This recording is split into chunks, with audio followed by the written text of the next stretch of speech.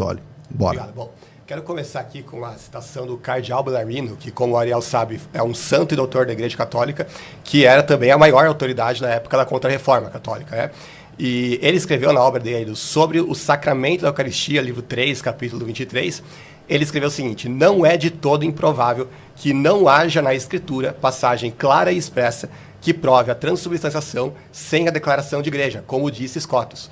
Com justiça, pode-se duvidar se o texto é bastante claro por si mesmo, visto terem pensado de modo contrário os homens mais inteligentes e doutos. Aqui, quando ele diz os homens mais inteligentes e doutos, claro que ele não está falando dos protestantes, né? Ele está falando das próprias autoridades católicas humanas, incluindo, por exemplo, o cardeal Caetano, que fez o comentário falando exatamente a mesma coisa, o Fischer fez o comentário falando a mesma coisa, o Duns Scotus, que ele inclusive cita aqui, diz a mesma coisa, ou seja, na visão deles, de fato, eles criam transubstanciação, evidentemente, mas eles reconheciam que a Bíblia sozinha não é o suficiente para conseguir provar a doutrina católica da transubstanciação.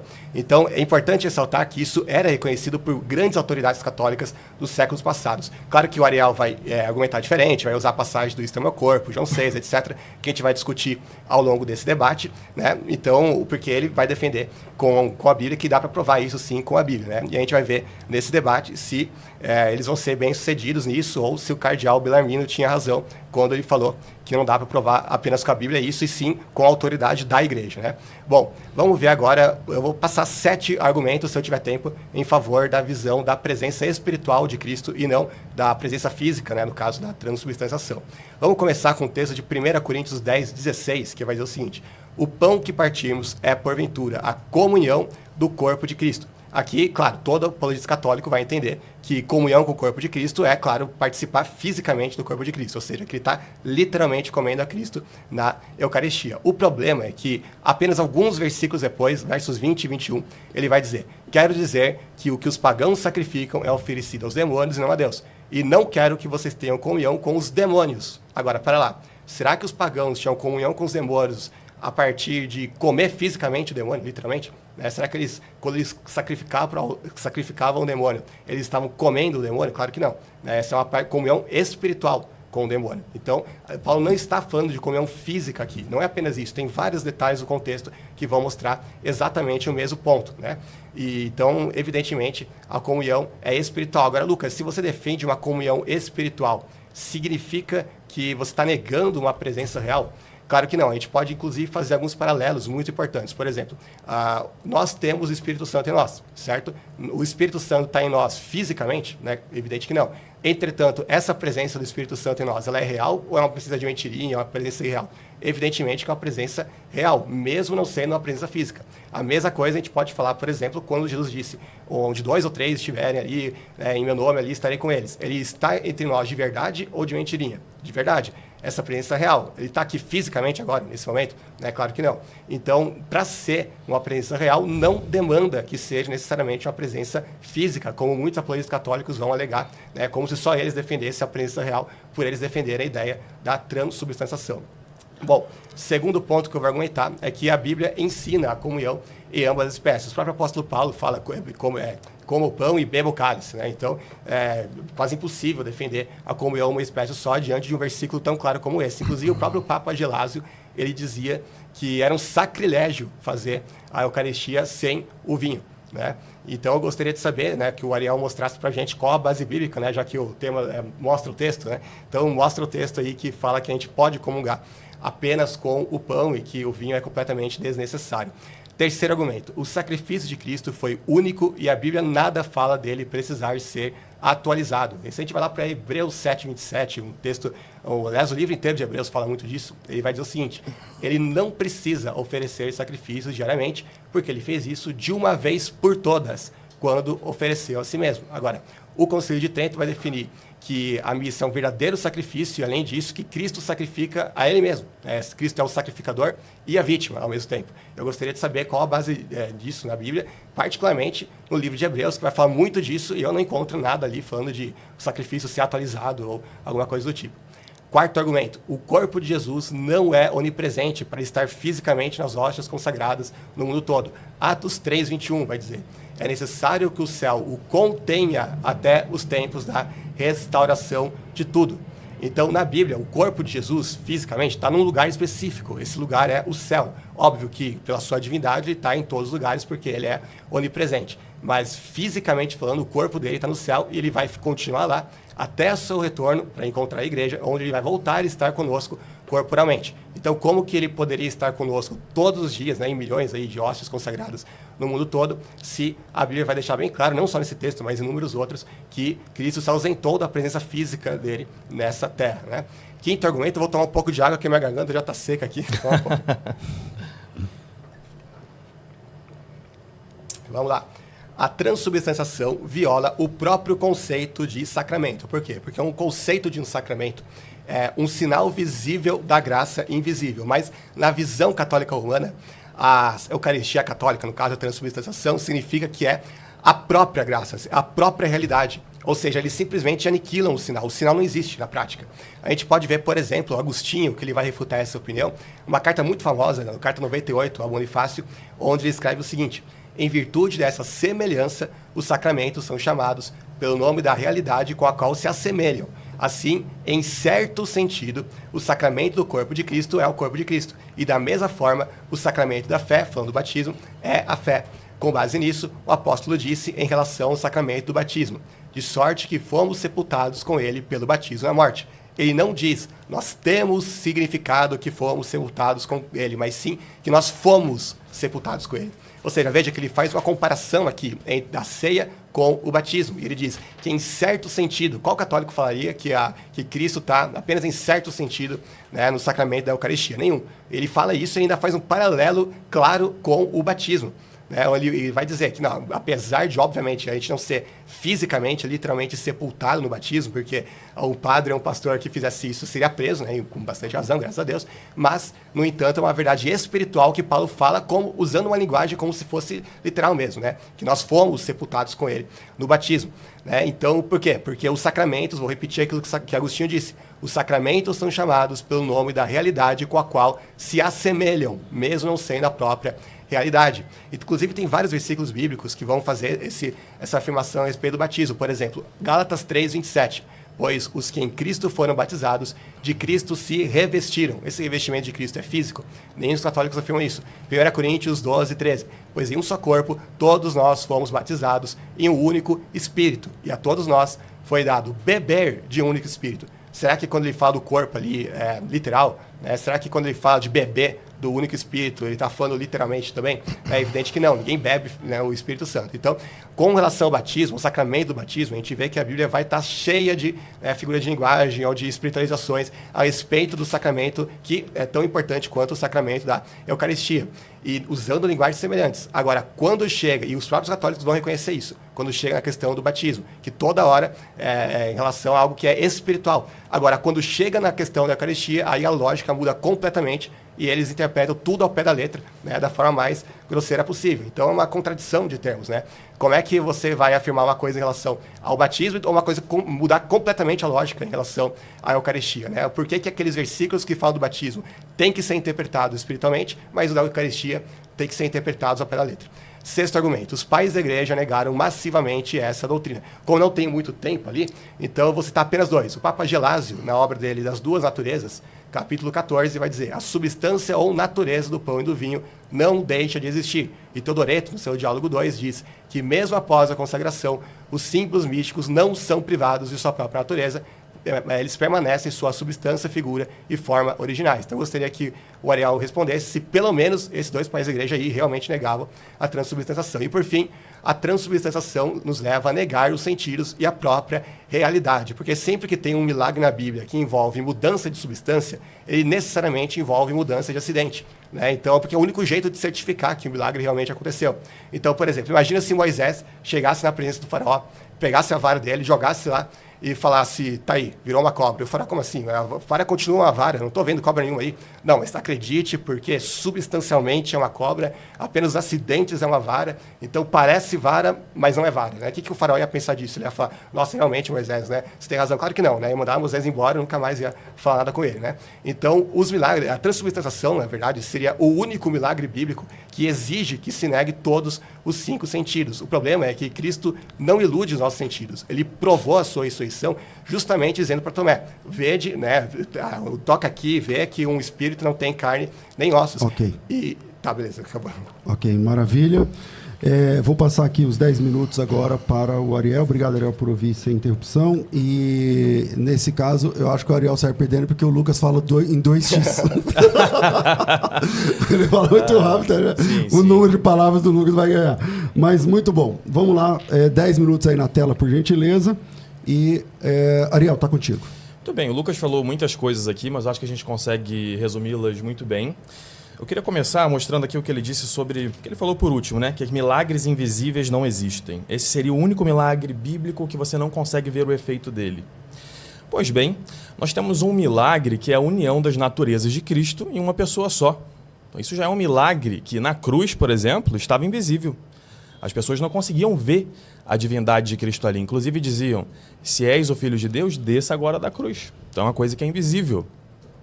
Depois, a união de Cristo com o Pai e o Filho, as três pessoas em uma natureza só, que todos os cristãos que aceitam o Concílio de Nicéia concordam, também é algo invisível. Tem várias coisas, vários milagres que são assim, os milagres que têm mais a ver com a natureza divina, que é sobrenatural, que está muito acima da nossa realidade. De fato, a gente precisa entender bem. O Lucas falou várias coisas aqui, a gente tem bastante tempo para ir refutando durante o debate, afinal de contas elas vão se repetir diversas vezes com nuances. Por exemplo, o conceito de natureza, o conceito de símbolo, de representação, a gente vai falar mais sobre isso. Mas como esse é o meu primeiro momento, eu queria trazer uma reflexão, que para a gente entender bem a Sagrada Escritura, a primeira coisa que a gente tem que fazer é entender o que as pessoas que estavam ali entendiam. O que os judeus do primeiro século pensavam quando Jesus dizia aquelas coisas? O que eles tinham ali no seu imaginário? E a gente só entende bem a Eucaristia quando nós lemos aqui o Sermão da Montanha, Mateus 5, versículo 17 em diante, nosso Senhor diz o seguinte aqui. Não penseis que vim abolir a lei e os profetas. Não vim abolir, mas completar. Em verdade vos digo, antes que passem o céu e a terra, nem a mínima letra ou traço serão tirados da lei, até que se cumpram todas as coisas.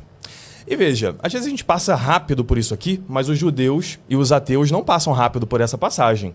Eles dizem que tem várias coisas que são do Antigo Testamento que a gente não cumpre no Novo. E se a gente não assume que a Eucaristia é uma presença física e real de Jesus Cristo, nós estamos dando munição para os judeus e para os ateus, porque assim a gente não completaria o Antigo Testamento. E para entender isso, a gente tem que voltar para os tipos de sacrifício que existiam no Antigo Testamento. Então, o primeiro sacrifício, que está lá, são todas as páginas de Levítico, né? Vão falando dos tipos de sacrifício. O primeiro deles é o holocausto, o olá, onde você queima tudo para Deus, a entrega completa para Deus. Isso Cristo não suprimiu, ele trouxe isso na sua entrega na cruz, sendo obediente até a morte, morte de cruz.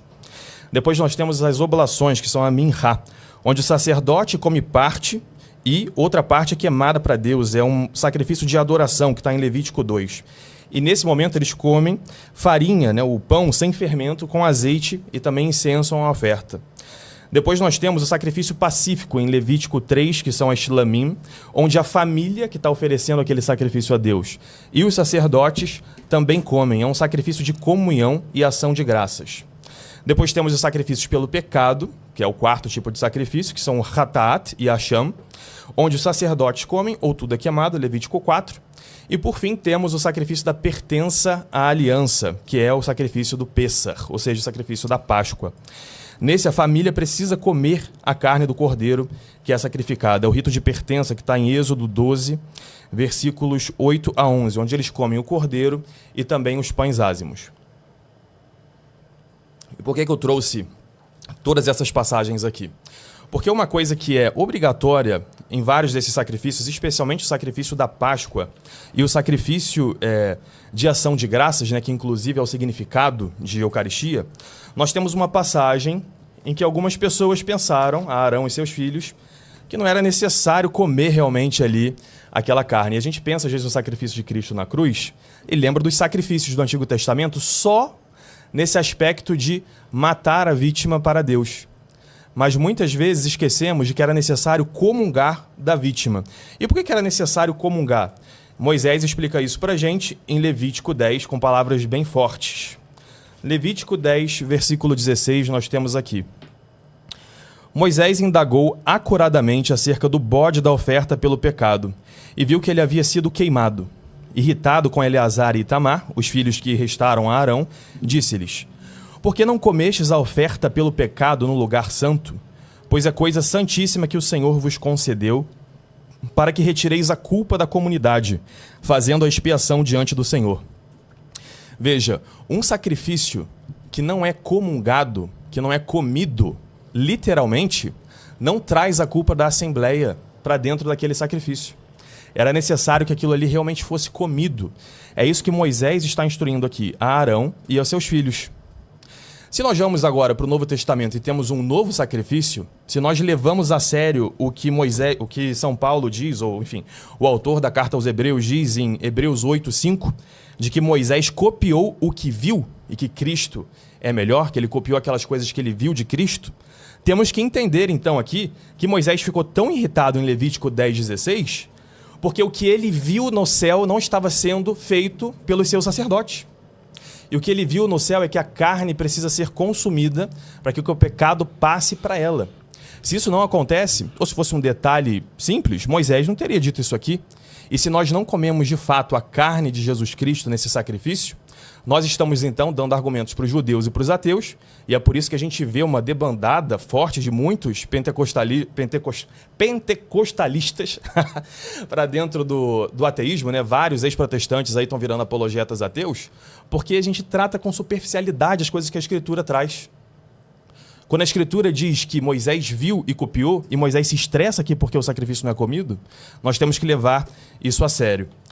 Outro aspecto também é que os judeus do tempo de Cristo estavam esperando um novo Moisés. Deuteronômio 18, 15 a 19 vai trazer isso para a gente, que um novo profeta seria trazido, e todos concordamos que é Jesus Cristo. Pois bem, o novo Moisés é o próprio Deus, que é Jesus Cristo. Eles esperavam uma nova aliança. Em Jeremias 31, versículo 31 a 34, a aliança verdadeira. Essa presença de Deus dentro do coração da pessoa, que é o próprio Deus. No Antigo Testamento era mediado, agora é direto com Deus. Temos um novo templo, segundo profetizado por Ezequiel, do capítulo 40 até 48, em que antes era construído por mãos humanas, e hoje é o próprio corpo de Cristo. É Jesus, o próprio templo de Deus. E temos uma nova terra prometida, que não tem coordenadas nesse mundo, porque é a vida com o próprio Deus. A vida eterna é esta, conhecer ao meu Pai. É isso que Jesus nos ensina.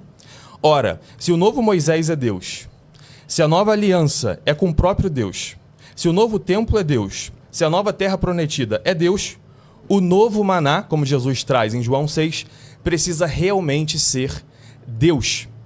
Se não é assim, é a única coisa da nova aliança que não é o próprio Deus. E Jesus diz, o Senhor diz isso, né, no Antigo Testamento, que ele está vindo para realmente apacentar as próprias ovelhas, que ele vai habitar no coração de cada um, que não vai ser necessário ensinar para mais ninguém, porque ele vai habitar entre nós. Então só há coerência nessa completude do Antigo Testamento, o Antigo Testamento se completando no Novo, se nós aceitamos que o novo maná é o próprio corpo de Cristo. E a gente já pode ir então para João 6, o Banzoli tem vários artigos sobre ele, muito interessantes e talvez um pouco exasperados naquele tempo, né? Que já faz um tempinho que você escreveu ele. E nós temos aqui um crescendo em João 6. Jesus começa a falar espiritualmente da fé, e conforme os judeus vão se assustando com o que está acontecendo ali, Jesus, em vez de mostrando o significado dessas coisas, ele vai recrudescendo mais ainda, até que ele chega no versículo 51, e ele diz: Eu sou o pão vivo descido do céu. Quem come desse pão viverá eternamente. O pão que eu darei é a minha carne para a vida do mundo. Esse cálice, né, que nós levantamos é a nova aliança em Cristo. Quando um padre levanta o sacrifício de Cristo na cruz, quando ele levanta ali aquele pão e aquele vinho, o pão e o vinho rasgam, assim como Moisés rasgou o mar vermelho, ele rasga o espaço e o tempo. E nesse momento nós nos conectamos com o sacrifício de Cristo na cruz, e nesse sacrifício de Cristo na cruz nós recebemos a carne e o sangue de Jesus. Assim nós cumprimos plenamente o que o Antigo Testamento traz, em Levítico 10:16, que esse sacrifício precisava ser comungado, que a gente precisava realmente comer, senão esse sacrifício não seria válido. O que nós comemos, esse pão e esse vinho, que nós recebemos na Eucaristia, e você disse, vocês só recebem o pão. Eu, por exemplo, comungo todos os dias em pão e vinho, onde eu vou, na minha paróquia. Então não é também assim, preto no branco. A gente pode explicar um pouco melhor nos outros momentos como isso funciona, mas enfim, agora só para trazer isso, que não é absoluto. Então, quando comemos esse pão, quando bebemos esse vinho, graças a esse milagre de nos unir com o sacrifício de Cristo, que é necessário que todos creamos nisso, senão a gente não é salvo, ele abre o espaço e o tempo. Se Deus conseguiu abrir o Mar Vermelho, né? E Deus pode todas as coisas, por que ele não pode abrir o tempo, o espaço, nos conectar com Cristo na cruz e então comungarmos do seu corpo e do seu sangue? Só assim se completa o Antigo Testamento. Se não comemos a carne de Cristo, esse sacrifício não é válido. Ok. Eu vou passar os 10 minutos aí pro Banzoli. Bebe água aí, Banzoli. Precisa completar mais água. 10 minutos já pode trazer mais água. Uma pergunta só que eu queria fazer antes, porque o Banzoli falou que o Papa lá falou que se a comunhão sem o vinho seria uma blasfêmia, e você está dizendo um sacrilégio, você está dizendo que você participou com o vinho. Mas a maioria dos católicos é sem vinho, né? Depois, nos próximos 10 minutos, eu trago mais explicação sobre isso. Beleza. Tudo certo aí? Coloca o tempo, por favor. Posso começar? Só espera aí que vai aparecer o tempo, aí a gente consegue se nortear. Ok, tá com você, Banzoli. Certo. A primeira coisa que ele disse foi, eu vou citar exatamente o que ele disse. Ele disse que milagres invisíveis não existem. Gente, volta aqui a live e veja se em algum momento eu disse que milagres invisíveis não existem. Em momento nenhum eu disse isso. O que eu falei é que sempre que a Bíblia fala de mudança de substância, os acidentes acompanham a mudança de substância. Em momento nenhum eu falei que milagres invisíveis não existem. Você pode voltar e ver o debate desde o início e todo mundo vai poder comprovar isso, né? Então, não adianta nada ficar citando a união hipostática, a união de Cristo com o Pai e com o Filho. Eu não estou negando nada disso. Nada disso envolve mudança de acidente, mudança de substância sem implicar em mudança de acidente. Eu queria ver se mostrar um texto onde isso ocorre, né? Inclusive, eu estava terminando minha fala e aí eu fui cortado porque o tempo tinha acabado, mas eu só estava querendo responder, né? Que imagina se Jesus, para provar que ele tinha ressuscitado, os apóstolos vão lá e veem, nossa, isso daí parece realmente um corpo físico, parece um corpo humano, parece que ele ressuscitou, mas, né, vai que os nossos sentidos estão nos enganando e, na verdade, não é uma pessoa real, né? Então, isso daria uma munição enorme para os gnósticos, para os docetistas, enfim, para todo mundo que nega a humanidade real de Cristo, né? Na verdade, o próprio argumento de Jesus não teria qualquer força se fosse dado espaço para esse tipo de truque, né? E a gente deveria desconfiar de toda a realidade à nossa volta, já que, né, pode ser que nada seja real, né? Pode ser que o César não seja o César, que o Ariel não seja o Ariel, né? Enfim, tem inclusive uma frase bem famosa do Inácio de Loyola, eu sempre cito essa frase, de que ele diz, creio que o branco que eu vejo é preto se a hierarquia da igreja assim tiver determinado. O que resume bem a crença católica a respeito da transubstanciação, mas também a respeito do problema da fé católica como um todo. Ele falou que eu dou munição aos ateus quando eu digo que Cristo está espiritualmente na hóstia e não e não fisicamente, né? Bom, para começo de conversa, né? Nenhum ateu, nem judeu, que ele cita aí, vai reconhecer que Cristo está espiritualmente na hóstia, né? Obviamente eles não creem nem, os ateus, por exemplo, nem no mundo espiritual creem. Os judeus nem em Cristo creem. Então é um argumento que não faz o menor sentido. E se fosse assim, então o Papa Gelasio seria ateu, porque eu mostrei claramente ele negando a transubstanciação explicitamente, eu não vi o Ariel comentar sobre isso, eu gostaria que comentasse na próxima fala dele. Aí depois ele disse, vários ex-protestantes estão virando ateus. Gente, vejam o react que eu fiz a um dos maiores, se não o maior apologista católico americano, o Trent Horn, onde ele vai pegar os dados oficiais dos Estados Unidos, não é conversa assim, tem um ex-protestante lá que se tornou ateu, faz videozinho pro YouTube, não, estou falando de dados oficiais. E ele mostra que nos dados oficiais tem muito mais católico que se torna ateu do que protestante, né? É um dado bem interessante. Ele falou também dos sacrifícios do Antigo Testamento, né, que remete a Cristo, de fato remete. Só que se você pega a carta de Hebreus, citei o versículo, inclusive, você acabou não comentando, mas vai ter mais tempo para comentar, vai mostrar claramente que Cristo cumpriu esse sacrifício de uma vez por todas. Então ele não tem que ser repetido ou mesmo atualizado.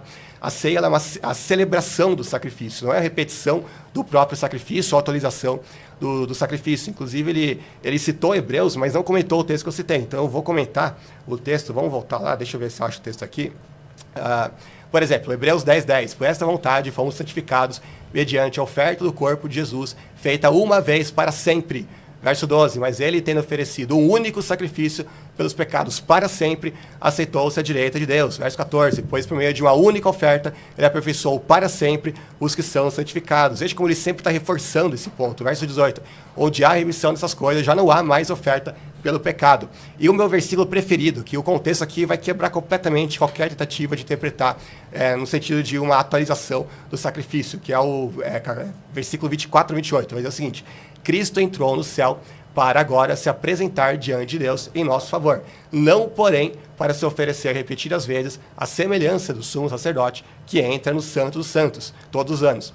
Se fosse assim, Cristo precisaria sofrer muitas vezes desde o começo do mundo. Mas ele apareceu uma vez por todas, no fim dos tempos, para aniquilar o pecado mediante o sacrifício de si mesmo. Agora presta atenção. Da mesma forma como o homem está destinado a morrer uma só vez e depois enfrentar o juízo, assim também Cristo foi oferecido em sacrifício uma única vez para tirar os pecados de muitos, e aparecerá uma segunda vez, não para tirar o pecado, mas para trazer salvação aos que o aguardam. Agora veja, ele não apenas vai repetir tudo aquilo que ele falou sobre ser um sacrifício único, irrepetível e tudo mais, como vai fazer um paralelo com aquilo que acontece na morte. Ele vai falar, da mesma forma como o homem está destinado a morrer uma só vez, e depois do juízo, assim também Cristo foi oferecido em sacrifício uma única vez. Agora, peraí, alguém que morre, esse uma vez que Paulo diz aqui a respeito de quem morre, é uma vez que precisa ser atualizado, precisa ser continuado, alguma coisa assim? Lógico que não. A pessoa morre uma vez, acabou, pronto, né? Já era. Ele fala assim também, Cristo foi oferecido em sacrifício uma única vez. Então não há espaço no contexto aqui para interpretar que o autor de Hebreus está falando que o sacrifício de Cristo precisa ser atualizado, repetido ou qualquer coisa que seja. Claro, os católicos não vão admitir que a linguagem da repetição, eles usam a linguagem da atualização ou continuação do sacrifício, o que também não é bíblico. Quero ver mostrar isso na carta de Paulo aos Hebreus, ainda mais diante do contexto como esse. Agora, mesmo se fosse o caso, a gente está falando literalmente de um malabarismo semântico, né? Isso lembra até os inquisidores, que eles falavam, não pode torturar mais de uma vez, né? E tem alguns inquisidores que falam isso mesmo. Só que eles não mostram que, por exemplo, você pega o manual dos inquisidores, do Nicolau Emmerich, do Francisco Penha, e ele vai dizer que muitas pessoas, inclusive, elas eram torturadas uma vez, aí depois elas saíam da tortura, aí depois voltavam a ser torturadas, e aí elas não consideravam essa tortura como sendo uma segunda tortura. Eles consideravam como a continuação da primeira tortura. Então teve gente que foi torturado 5, 10, 20 vezes, e na cabeça dos inquisidores, não, é uma vez só, porque essa tortura está sendo continuada, né? Então, não repetida, ou seja, é puro malabarismo semântico. Eles estão querendo dizer exatamente a mesma coisa que uma repetição, mas fazendo um malabarismo semântico como se estivesse falando de outra coisa, né? Como se atualização, né? Como se fosse alguma coisa desse tipo. Aliás, né? Deixa eu só dar um pouco de água aqui, já tá pergunta seca. Ele falou, por exemplo, quando o padre levanta a hóstia, ele rasga o espaço e o tempo. Agora, eu gostaria de saber onde tem essa viagem do tempo na Bíblia, né? Porque o programa, repito, se chama Mostra o Texto. E eu não vejo viagem do tempo na Bíblia, muito menos falando da questão da Eucaristia. Aí ele faz paralelos em relação ao Antigo Testamento, que eu já falei, se cumpre espiritualmente em Cristo. Não é que você vai comer Cristo fisicamente, não tem nenhum texto bíblico que afirme tal coisa. Estou esperando ele citar o Isso é o meu corpo, mas como ele não citou ainda, não estou tratando ainda. Por exemplo, a circuncisão. Obviamente, a circuncisão era uma coisa física, evidentemente, mas se você vai ver, Paulo ele vai fazer um paralelo entre a circuncisão e o batismo, que tem efeitos espirituais. Né? Então, muitas vezes você vai pegar alguma coisa do Antigo Testamento e não adianta você tentar forçar uma conexão, a grosso modo, no Novo Testamento, porque, por exemplo, a circuncisão, só homens no 8º dia, especificamente, na vida da criança, que podia ser circuncidado. Paulo diz que o batismo é a nova circuncisão, vamos dizer assim. A circuncisão é a sombra, o batismo é a realidade. Aí eu pergunto, o batismo, você só vai batizar homens? Só vai batizar meninos também? Claro que não. Tem que ser necessariamente no 8º dia? Claro que não. Então, existem diferenças cruciais. Aliás, você não comentou nenhum dos versículos que eu citei na minha introdução, falando da toda a linguagem espiritual acerca do batismo e por que em relação ao batismo pode ser interpretado espiritualmente, como eu faço, em relação à Eucaristia, aí toda a lógica muda, né, totalmente. Aí diz também, o novo maná precisa ser Deus, mas eu repito, quem disse que a gente tem que comer Deus fisicamente? Por que não poderia ser comer dele, né, espiritualmente, que é exatamente aquilo que a Bíblia diz? Bom, João 6, quanto tempo eu tenho? Eu vou precisar de 2 minutos, pelo menos, para interpretar João 6. Tá, já que ele abriu o comentário em João 6, eu quero perguntar uma coisa que essa, assim, de tudo que eu falei, a única que eu faço questão que seja respondida é essa. Na sua interpretação, porque todo o seu argumento se baseia no fato de que os cafarnaítas, que era o público para o qual Jesus estava se dirigindo naquela ocasião, eles interpretaram, né, que Jesus estava falando de comer fisicamente e tal, e Jesus, ele não falou, não, peraí, gente, vocês estão interpretando errado, né? Então eu pergunto, o que foi que os cafarnaítas interpretaram? Eles interpretaram que Jesus estava falando da Eucaristia, ou seja, de comer dele sacramentalmente, mesmo que de uma forma física, que é a crença católica da transubstanciação, ou de praticar canibalismo mesmo com Jesus, de ir lá e matar Jesus e comer a carne de Jesus literalmente. É essa a grande questão que eu faço, porque dependendo da sua resposta vai mudar todo o jogo aqui. Porque, bom, depois eu vou mostrar a encruzilhada, mas eu quero muito ver a resposta do Ariel a respeito disso. Ainda sobre João 6, deixa eu ver, 50 segundos, tem um texto lá, no versículo 54, Jesus vai dizer: todo o que come a minha carne e bebe o meu sangue tem a vida eterna, e eu o ressuscitarei no último dia. O grego aqui, quando fala come, bebe, está no particípio presente. Inclusive, quem me garantiu isso foi o professor Matheus Angel, que inclusive já te desafiou para um debate aí, não sei se você vai aceitar ou não. Então, o particípio presente, ele traz a ideia de uma ação em execução. Agora, como é que aquelas pessoas poderiam comer e beber de Cristo naquele momento se ele estivesse falando da Eucaristia? Se a Eucaristia seria implementada 1 ano depois daquilo, né? Óbvio que implica que ele estivesse falando de algo que podia ser feito naquele momento. Aí você vai pegar todo o contexto, que eu não vou ter tempo aqui, porque eu tenho 9 segundos, e você vai ver que ele sempre fala que por detrás da linguagem do comer e beber, ele está falando de crer nele, e não de comer e beber fisicamente. Ok. Vou pedir a você que está acompanhando esse debate que se inscreva nesse canal, porque debates e temas assim tem todos os dias de segunda a sexta-feira, então você clica aí no botãozinho para se inscrever, ativa o sininho das notificações e vamos para cima. Volta aqui, bebeu água já. Tem que preparar. Ariel, 10 minutos, coloca aí na tela, espera aparecer os 10 minutos aí. E essa vai ser a segunda fase do segundo bloco. A segunda fase do segundo bloco. Isso. Tá, ok. Fechando com você, Ariel. Primeiro eu fiquei muito feliz que o Banzoli voltou atrás do que ele disse, de que não há milagres que são invisíveis, né? E foi muito bom que você tenha pedido para as pessoas voltarem, porque você disse que esse seria o único milagre invisível. E eu trouxe 2 milagres invisíveis aqui que acontecem, todos os cristãos concordam. Então eu fico muito feliz que você tenha voltado atrás aí do que você disse. Depois eu fiquei um pouco confuso, porque nos seus últimos 10 minutos você não trouxe uma refutação do que eu disse. Eu mostrei que a nova aliança, o novo Moisés, o novo templo é Jesus Cristo. E que o novo maná também precisa ser ele. Outra coisa, sobre detalhes da antiga aliança ali que são diferentes hoje, por exemplo, o 8º dia, ou que são só os meninos, essas realmente são detalhes que são marginais. Mas quando eu mostrei aqui em Levítico 10:16, comer o sacrifício era algo central. Então você juntou tudo que existia no Antigo Testamento que deixou, que era marginal, e colocou isso no meio também. Mas eu te trouxe um texto, você perguntou, cadê? Eu mostro o texto. Está aqui, Levítico 10:16, é uma coisa central no Antigo Testamento. E nosso Senhor Jesus Cristo disse lá em Mateus 5, no Sermão da Montanha, que nenhum iude da lei cairia, que uma nicude dele ali cairia. Ou seja, é uma frase muito forte, a gente não pode passar por cima dessa frase. Depois, assim, temos mais ou menos 21 padres da igreja que falam sobre a Eucaristia. E você trouxe justamente o que que é o Papa Gelásio I, né? Que é um texto muito citado, mas ele é muito dúbio e tem muita discussão acadêmica se esse texto realmente é do Papa Gelásio. Como também, eu encontrei outros que citam muito do meu lado, né?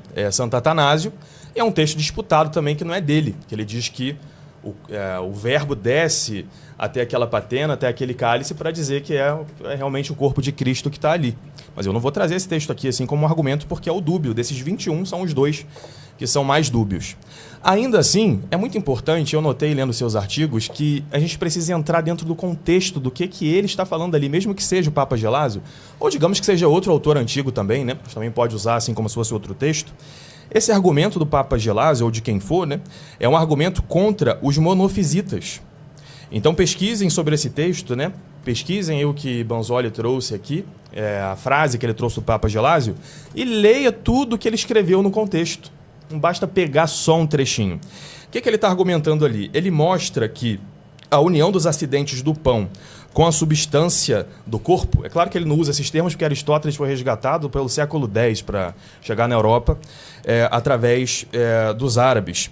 E o argumento que ele dá é o quê? Que nosso Senhor Jesus Cristo está no céu, com o seu acidente, né, vamos dizer assim, um acidente de local no céu, mas sacramentalmente está nessas espécies, porque os monofisitas diziam, bem, todos nós, inclusive é uma discussão que existia nesses séculos, que prova que todos acreditavam na presença de Cristo na Eucaristia. Porque ele dizia, vocês não acreditam que Jesus está na Eucaristia? Sim, falar, então ele só pode ser Deus, porque ele está onipresente, está em vários lugares.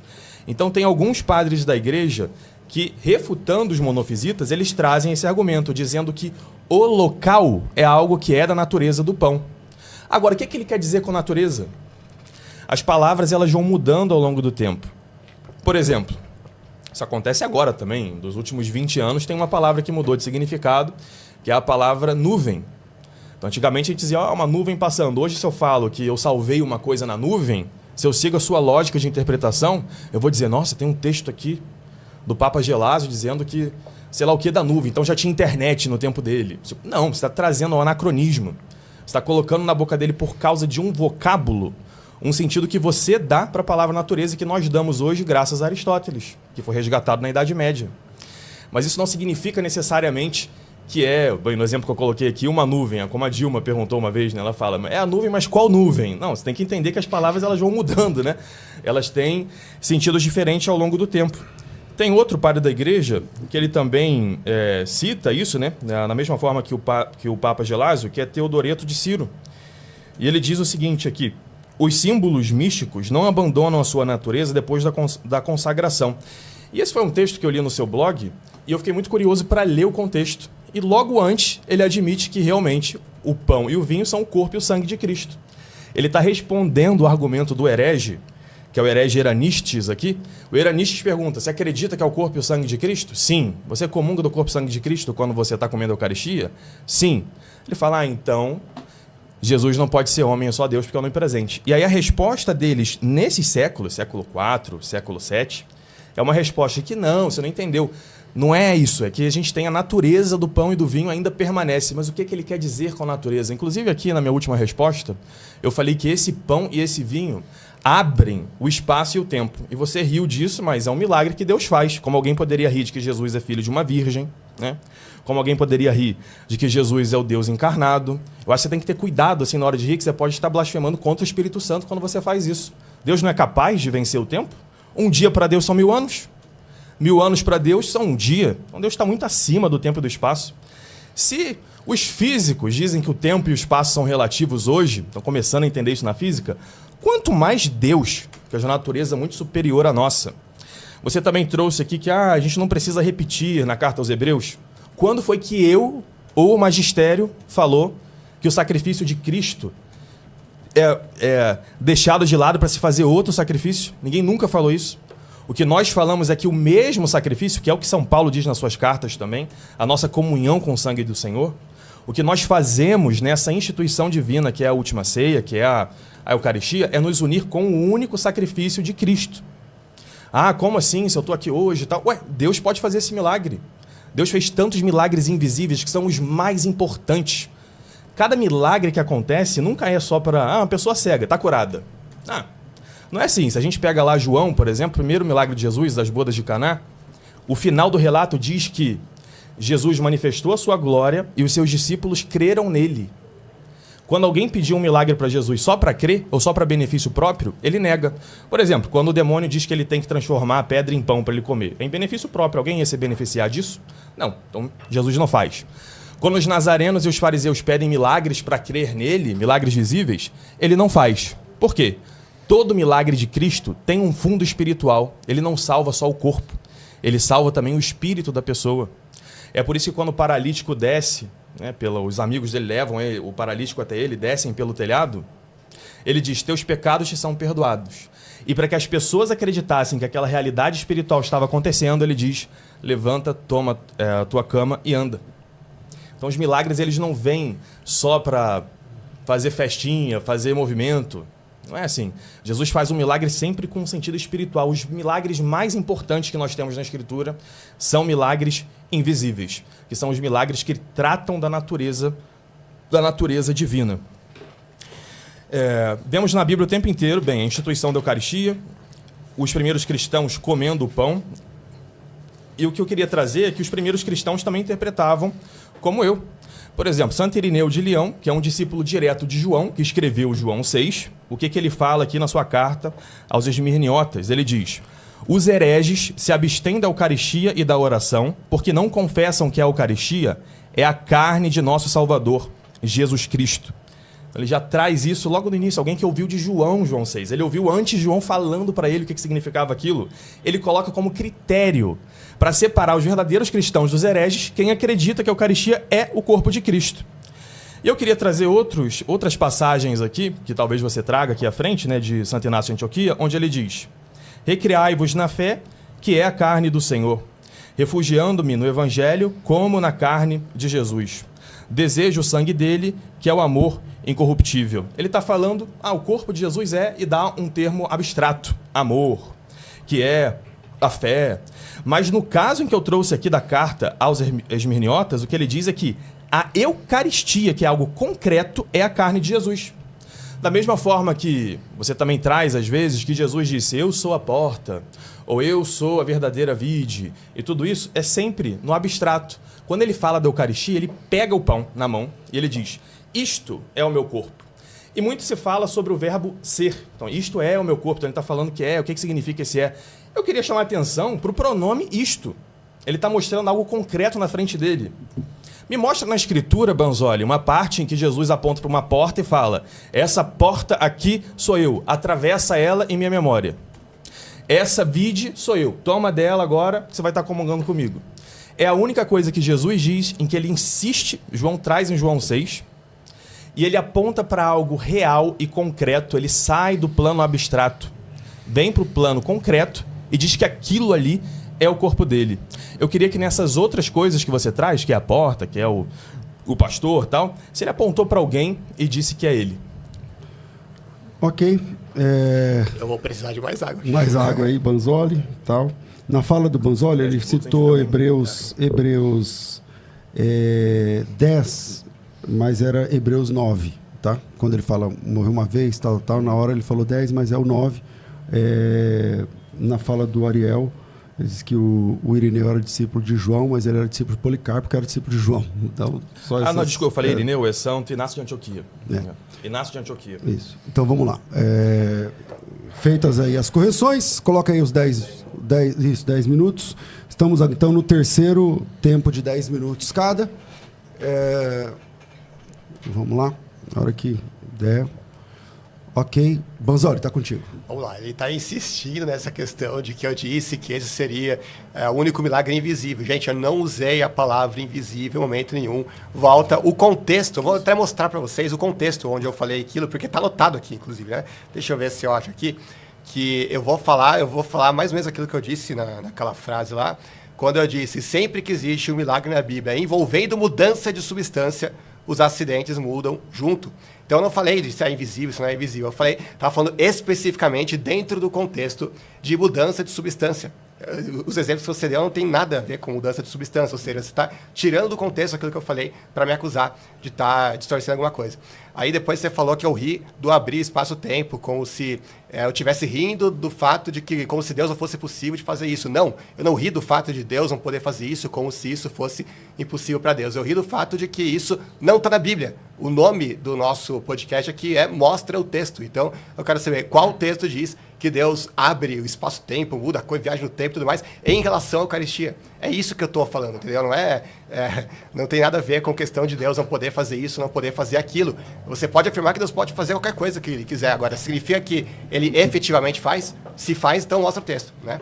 Bom, ele falou uma analogia... Aliás, primeiro, ele disse que o texto de Gelásio é duvidoso se é dele. Isso é muito perigoso, porque eu gostaria de saber que você citasse autores acadêmicos que afirmam isso, que você disse. Porque eu passei o último mês inteiro estudando tudo que é tipo de livro, católico inclusive, nenhum deles diz que a frase não é de Gelásio ou sequer que seja duvidosa. Você, por exemplo, tem um padre jesuíta, faleceu há alguns anos atrás, chamado Edward Kilmartin. Ele é um historiador católico, um padre muito respeitado, e os livros dele têm um imprimatur, inclusive, e ele vai falar que é de Gelásio mesmo. Né? A Enciclopédia Católica diz que é Gelásio. Dupin, um historiador católico francês muito famoso dos séculos passados, diz que é de Gelásio. J.T.D. Kelly, o Philippe Schaff, enfim, todo mundo diz que ele que o texto é dele. Eu até sei qual fonte que você usou para falar que não é dele, que é a do site lá dos apologistas católicos, que eu já refutei 1 milhão de vezes aí, que é a única fonte que diz, única fonte que encontrei em todo lugar, até na internet, que fala que o texto não é de Gelásio. Né? E eles não mostram o único autor acadêmico de verdade que fale tal tipo de absurdo, né? Aí depois ele falou, não, mas Gelásio citou a palavra natureza, mas não era no mesmo sentido. Fez até uma analogia com o termo nuvem, porque se alguém usasse o termo nuvem hoje, é diferente, etc. e tal. O problema é que o termo natureza e substância, os termos, já estavam muito bem definidos na época de Gelásio. Se você pega o Concílio de Nicéia e pega o Concílio de Calcedônia, eles trataram efetivamente da natureza de Cristo e eles usaram o termo natureza e substância no sentido próprio do termo. Então não dá para falar que ele estava inventando um sentido novo da cabeça dele, alguma coisa que não tinha nada a ver com natureza e substância. Seria absurdo ele falar numa obra que se chama Das Duas Naturezas de Cristo, ele usar o termo natureza e substância no sentido totalmente contrário daquilo que foi definido dogmaticamente lá nos concílios. É um absurdo esse tipo de inferência. Né? É óbvio que ele está falando de natureza e substância do exato mesmo sentido que as pessoas naquela época entendiam.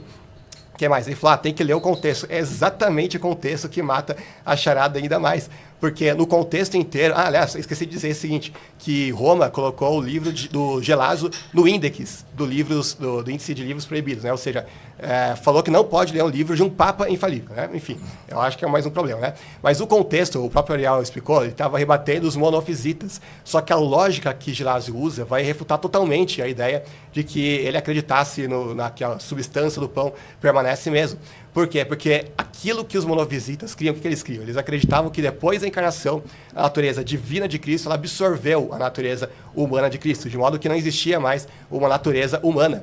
E aí os hereges, eles faziam um paralelo com a Eucaristia. Eles, os hereges, de fato, criam na transubstanciação, porque eles falavam, na questão da Eucaristia, ocorre um milagre, o pão deixa de ser pão, né? Não existe mais o elemento terreno, e passa a ser substância divina, né? Passa a ser de outra natureza, a natureza divina. E eles falam que é exatamente isso que acontece com a natureza de Cristo. E aí o Papa Gelásio, assim como o Teodoreto, eles vão virar essa lógica contra eles. Né? Eles vão falar, não é isso que ocorre na Eucaristia. Na Eucaristia, o pão continua sendo pão. Da mesma forma, quando Jesus se encarnou, ele continuou tendo uma natureza humana. Então, a lógica que ele usa é uma lógica que mata completamente qualquer chance de dizer que ele estava dizendo natureza no sentido de acidente, não de natureza. Né? Aliás, tem um historiador católico, uma das maiores autoridades em patrística do século XIX, o Joseph de Serron, que é um padre francês, ainda por cima. O livro dele tem o imprimatur e tudo, e ele comenta: para que o argumento de Gelásio seja conclusivo, evidentemente não basta que a premissa menor afirme que os acidentes, as espécies e as aparências sejam preservados na Eucaristia, pois os monofisitas não negavam que Jesus aparecesse exteriormente como homem. É necessário também afirmar que os elementos eucarísticos, uma vez consagrados, mesmo quando passam para uma substância divina, conservam a própria natureza de pão e vinho. E é precisamente isso que Gelásio parece afirmar. Ou seja, dizendo exatamente o mesmo que eu afirmei, uma das maiores autoridades católicas em patrística, cujo livro tem o imprimatur e tudo. Né? Enfim, deixa eu até ver o que mais que ele tinha comentado, tenho mais 4 minutos. Ele falou de Teodoreto. A questão de Teodoreto é exatamente a mesma questão do Gelásio, né? Porque o contexto é o mesmo, é a disputa dos monofisitas, só que no caso é pior ainda para eles, porque Teodoreto ele fala muito mais do que aquilo que eu tinha citado naquele texto. Por exemplo, tem um texto aqui, deixa eu ver se eu acho, é Diálogo 1. Ele vai dizer o seguinte: ele, falando de Jesus, dignificou também as coisas visíveis, chamando-as de símbolos do corpo e do sangue, não mudando de fato a natureza, mas acrescentando graça à natureza. E depois ele diz: nosso Senhor mudou os nomes e deu o nome do símbolo ao corpo, e ao símbolo o nome do corpo. Da mesma forma que se autodenominava videira, chamou o próprio símbolo de sangue. Então ele diz que era um símbolo no mesmo sentido que ele se dizia a videira. Algum católico iria fazer esse tipo de comparação com a Eucaristia? Nenhum. Né? Por quê? Porque, obviamente, Jesus não é uma videira, literalmente, nem se transforma numa videira. Então, é óbvio que aqui ele está falando de símbolo mesmo. Inclusive, o Ariel citou por cima, assim, o diálogo deles, eu vou ler o diálogo inteiro, que está no trecho, né? O ortodoxo diz: diga-me então, os símbolos místicos oferecidos a Deus pelos ministros das coisas santas, que símbolos eles representam? O monofisita responde: do corpo e do sangue do Senhor. O ortodoxo: do corpo verdadeiro ou não? O monofisita: do verdadeiro. Olha o que o ortodoxo diz agora: você disse bem, pois eles devem ser uma imagem do arquétipo, assim como artistas imitam a natureza, pintando imagens do que vem. Agora eu pergunto, as imagens que os artistas pintam, era a própria coisa que eles estão pintando, não? Se transubstancia alguma coisa? Lógico que não, é simplesmente uma representação. E é exatamente isso que Teodoreto coloca ali no texto, na boca do ortodoxo. Né? O que mais? Ele falou de Inácio. Né? Inácio, inclusive, tem... Deixa eu ver se eu acho aqui onde está o texto de Inácio. Vou tomar um pouco de água aqui, porque já está... Vamos lá. Na carta de Inácio aos Tralianos, 8.1, ele diz que a fé é a carne do Senhor. Romanos 4.1, sou o trigo de Deus, pelos dentes das feras hei de ser moído, a fim de ser apresentado como o limpo pão de Cristo. Aos Romanos 7.2-3, dentro de mim há uma água viva, que murmura e diz, vem para o Pai, desejo o pão de Deus, que é a carne de Jesus Cristo, da linhagem de Davi, e por bebida, desejo o sangue dele, que é o amor incorruptível. Aos Filadelfos, a igreja que eu saúdo no sangue de Jesus, que é minha alegria eterna e inabalável. Em outras palavras, Inácio frequentemente citava o termo carne e aplicava a coisas que não era literalmente a carne. Por que a gente tem que interpretar necessariamente no sentido literal e físico aquilo que ele diz em relação à Eucaristia? Aliás, vários outros países da igreja se manifestam da mesma forma, só que eu não tenho tempo de mostrar cada um deles aqui. Ele citou também, isto é o meu corpo, né? Claro, eu estava esperando que ele citasse o versículo. Aliás, você não comentou sobre João 6, a pergunta que eu fiz que é muito importante para continuar a discussão sobre João 6. Vamos ver aqui alguns versículos, por exemplo, Mateus 11, 13 a 14. Pois todos os profetas e a lei profetizaram até João. E se vocês quiserem aceitar, este é o Elias que havia de vir. Agora pergunto, será que Elias, ele ressuscitou na aparência de João? Era Elias em substância e era João nos acidentes? Claro que não faz o menor sentido isso. Inclusive, levaria até a crença na reencarnação, espírita, essas coisas aí, né? João 6,70, não fui eu que escolhi os 12, todavia, um de vocês, falando de Judas, é um diabo. Agora, será que quando Jesus disse isso, ele foi transubstanciado num demônio? Isso só manteve a aparência de um ser humano? Outro exemplo, Mateus 7,15. Cuidado com os falsos profetas. Eles vêm a vocês vestidos de pele de ovelhas, mas por dentro são lobos devoradores. Agora, será que esses falsos profetas, eles tinham a substância de lobo e os acidentes de ovelha? Eu gostaria de saber. Atos 4:11, esse Jesus é a pedra que os construtores rejeitaram e que se tornou a pedra angular. Aqui, inclusive, usa o verbo tornar, que não é dito na questão da Eucaristia. Em momento nenhum, Jesus fala sobre uma transformação de uma coisa para outra. Ele fala apenas Inclusive, eu gostaria que você mostrasse uma outra aparição bíblica onde o está ali falando de uma transformação, porque eu procurei em todo o Novo Testamento e não encontrei nada. E aqui ainda por cima ele fala, se tornou, e mesmo assim ele não era uma pedra, literalmente. Último exemplo, Jacó fala para Judá no seu testamento, Judá é um leão novo. Ele aponta para Judá e fala, ele é um leão novo. Ele é um leão mesmo? Eu pergunto. Ok, colocar primeiro, deixar os 10 minutos aí, bebe a água e vamos lá. Esperar os 10 minutos aparecerem ali. E estamos, então, fechando a terceira rodada de 10 minutos, terceira de 4. Vamos lá. Ariel, tá contigo. Queria primeiro evidenciar que o Banzoli, outra vez, partiu para o ataque. Começou a atacar, e não trouxe a refutação do porquê não comer o corpo de Cristo não completa o Antigo Testamento. Eu trouxe várias passagens no Antigo Testamento, especialmente Levítico 10:16, que mostra isso, mostra que realmente é necessário comer o corpo de Cristo. Contra-argumentei no segundo bloco, e até agora ele não trouxe nada para refutar isso. Ele começou a atacar, trazer coisas do Papa Gelásio e tal, mas não trouxe nenhum argumento realmente bíblico para mostrar que realmente não é necessário comer o corpo de Cristo. Depois, sobre todas essas falas de que ele é o leão de Judá, ou então esse é um demônio, e todas essas falas são coisas que aparecem no Evangelho dentro de um contexto de comparação e acabam. Agora, a Eucaristia é diferente, ela aparece em todos os Evangelhos. Em João 6, Jesus vai reforçando o argumento dele, colocando cada vez mais literalidade nas palavras dele. E depois, inclusive, nós temos São Paulo repetindo tudo isso, e os padres da igreja, como que eu trouxe aqui. Aí você disse, Inácio, ele fala de corpo várias vezes, fala que a igreja é o corpo e tudo mais. Mas esse é um argumento para discernir entre os hereges e entre os que são ortodoxos? Não. Ele usa a Eucaristia, inclusive mostrando que, como era uma ideia difícil de aceitar, os próprios judeus falam isso em João 6, duras são essas palavras, quem as pode ouvir? Então, desde o início haviam hereges que não acreditavam nisso. E Inácio de Antioquia diz: eles, os hereges, se abstêm da Eucaristia e da oração, porque não confessam que a Eucaristia é a carne do nosso Salvador, Jesus Cristo. E ele não é o único que diz essas coisas. Temos outros padres da igreja. Da última vez eu citei os padres da igreja aqui, algumas pessoas comentaram: tá apelando para os padres. Não, mas o padre da igreja são os primeiros cristãos. Então, assim, esses primeiros cristãos que têm autoridade, né? Não o padre Gildásio aí da esquina, estou dizendo um padre antigo, né? E um desses é São Justino Marte. São Justino, que é do século II, também da escola de Antioquia, também aprende com os ensinamentos de João. E o que ele fala aqui na sua primeira apologia, número 66, é: não recebemos essas coisas como pão e comida comum. O alimento consagrado pela palavra da oração é carne e sangue de Jesus encarnado. Essa apologia ele escreve a César porque os cristãos estavam sendo acusados de canibalismo. Exatamente a mesma acusação que você traz aqui. E os padres da igreja, para se defender disso, inclusive usam termos como esse, de natureza, que lá para frente a gente vai refinar e trazer para o termo de acidente. Ou seja, não se trata de canibalismo, porque canibalismo você precisa... tem esse quê de destruição. Você destrói a outra pessoa, é um crime, é um homicídio que você faz. Isso não acontece com Cristo, porque Cristo já não pode mais ser vencido. Cristo venceu a morte e não pode morrer outra vez. Então nós não dilaceramos Jesus. O que a gente faz é comungar com ele e o seu acidente está no céu. O corpo de Cristo está no céu.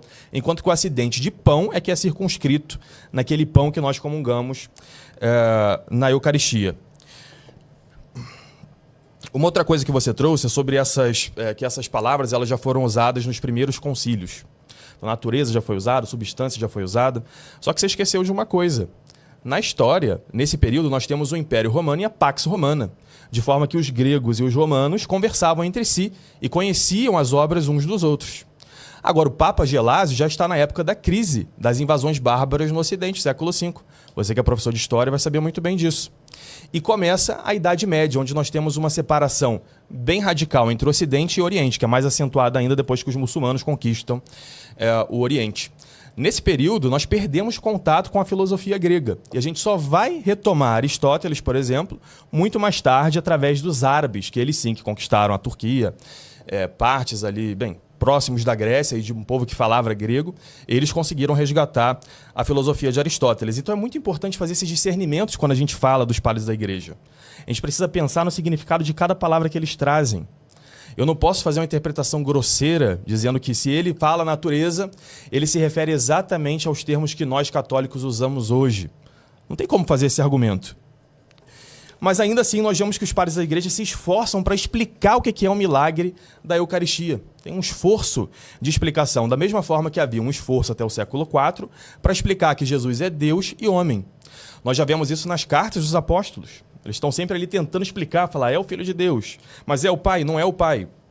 E aos poucos a igreja foi discernindo palavras, muitas vezes palavras específicas que a gente só usa para aquilo ali, para poder explicar realidades que são sobre a natureza divina.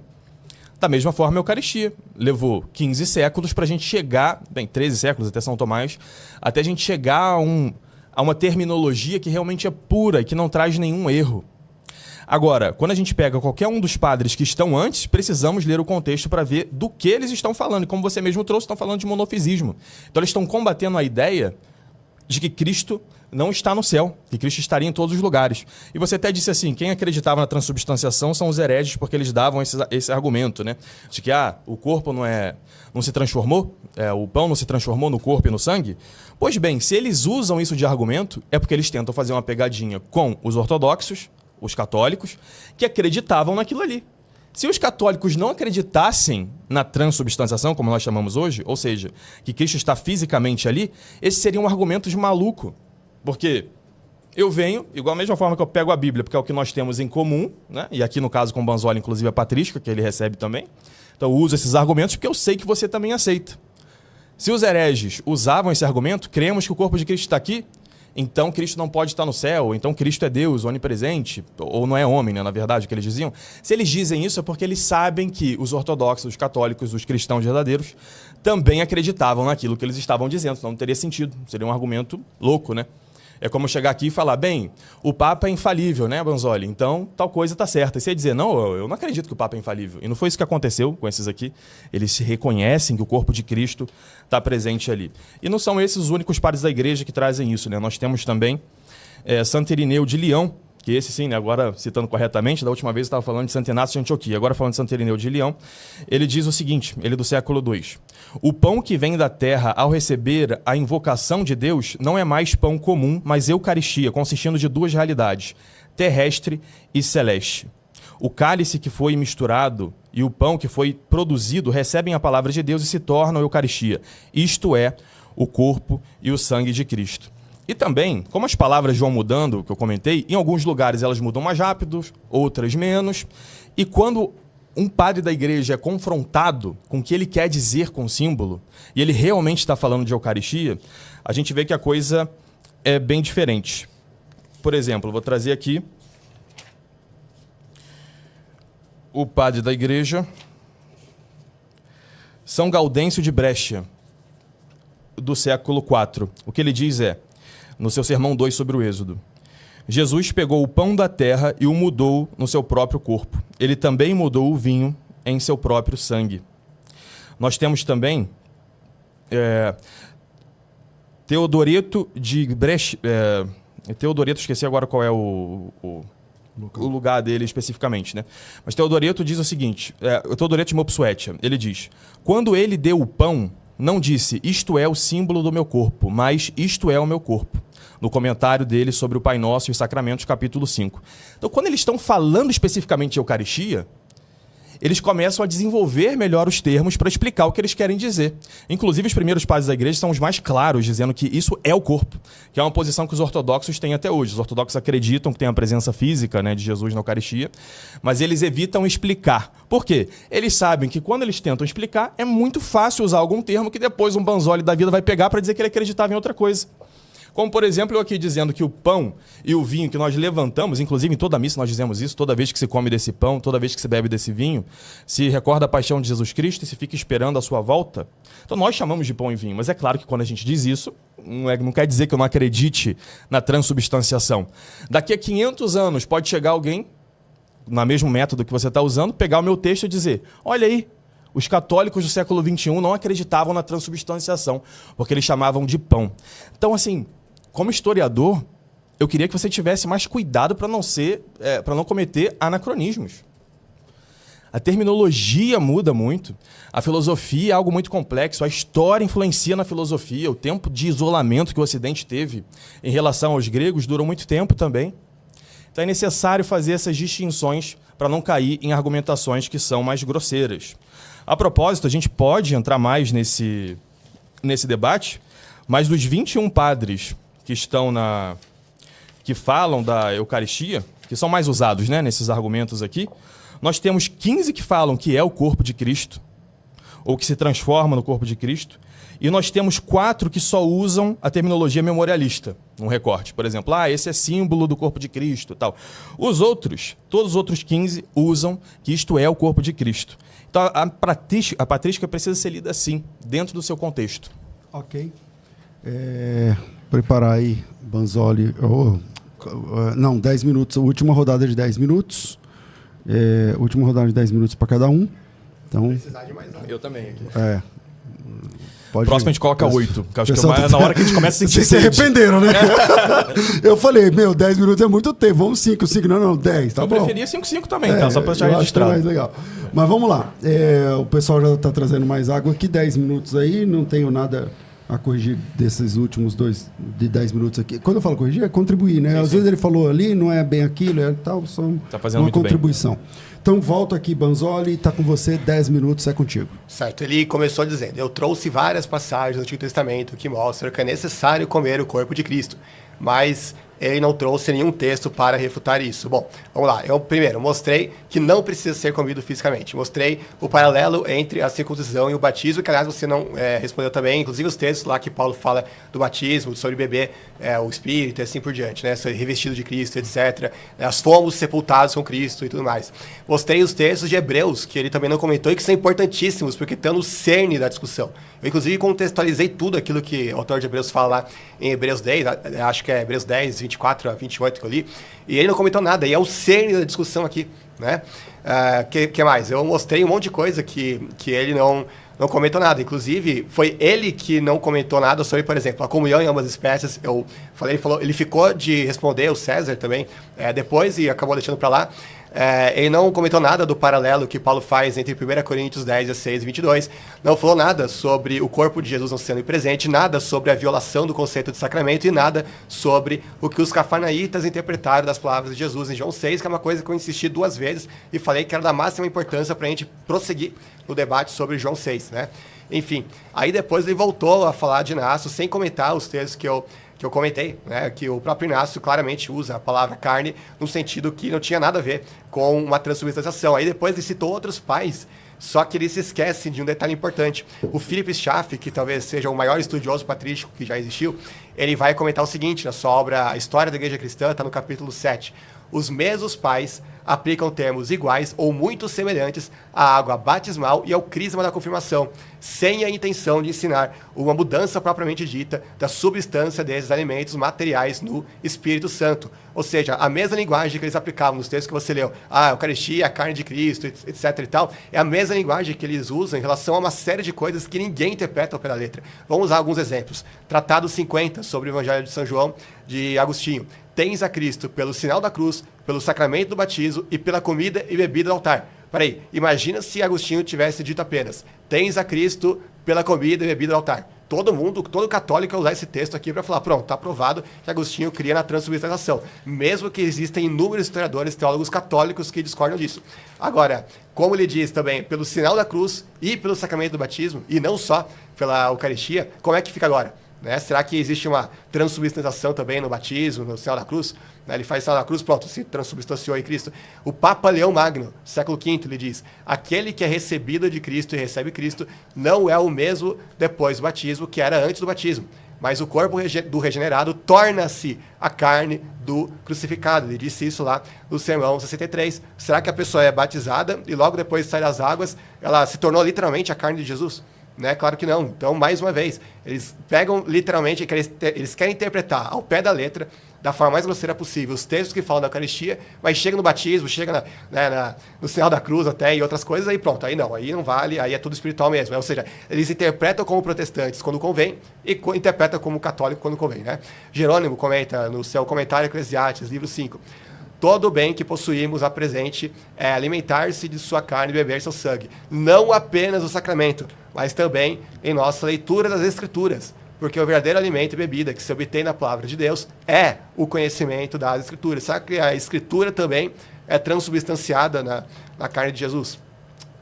Homilia 57, ele comenta: a palavra da Escritura é verdadeiramente o corpo e o sangue de Cristo. A mesma palavra que aparece lá em João 6, ele usa para a palavra da Escritura. A palavra da Escritura é literalmente a carne de Cristo? Óbvio que não.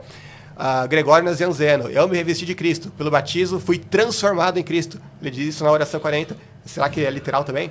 Orígenes, ele vai falar na homilia sobre Números 16.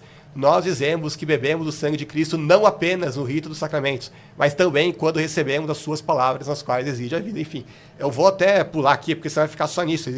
Eu poderia citar aqui 200 citações patrísticas que comprovam aquilo que o maior estudioso de patrística, que é o Philip Schaff, disse, que eles usavam a mesma linguagem em relação a outras coisas que não eram a Eucaristia. Ele falou sobre a acusação de canibalismo.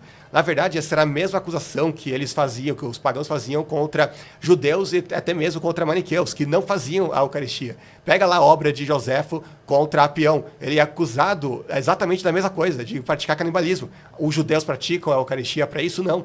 Né? Então, como é que pode falar que isso é necessariamente aplicado à Eucaristia? Eu quero ver o texto, mostra o texto. Né? Mais um ponto. Nenhum pagão vincula a acusação de canibalismo à Eucaristia. E mesmo se fosse o caso, por que então nenhum pai da igreja foi lá e explicou para o pagão, veja bem, apenas o sacramento, né? Não é canibalismo de verdade. Nenhum deles fala da Eucaristia quando é acusado de canibalismo. Né? Então, eu gostaria de saber qual a base para afirmar tal coisa que você disse.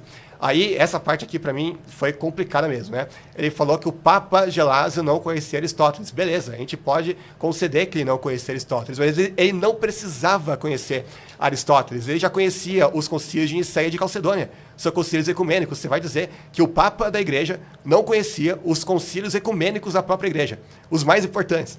Né? Cara, é completamente absurdo isso. Né? Eu gostaria de saber se você vai responder afirmativamente a isso. Porque, se for o caso, é a coisa mais absurda que eu já vi alguém dizer em algum debate. Ou seja, ele conhecia os concílios da Igreja e, mesmo assim, iria usar um termo falando da natureza de Cristo, que é totalmente contrário ao uso do termo dos próprios concílios que definiram a natureza de Cristo, numa obra que se chama Das Duas Naturezas de Cristo.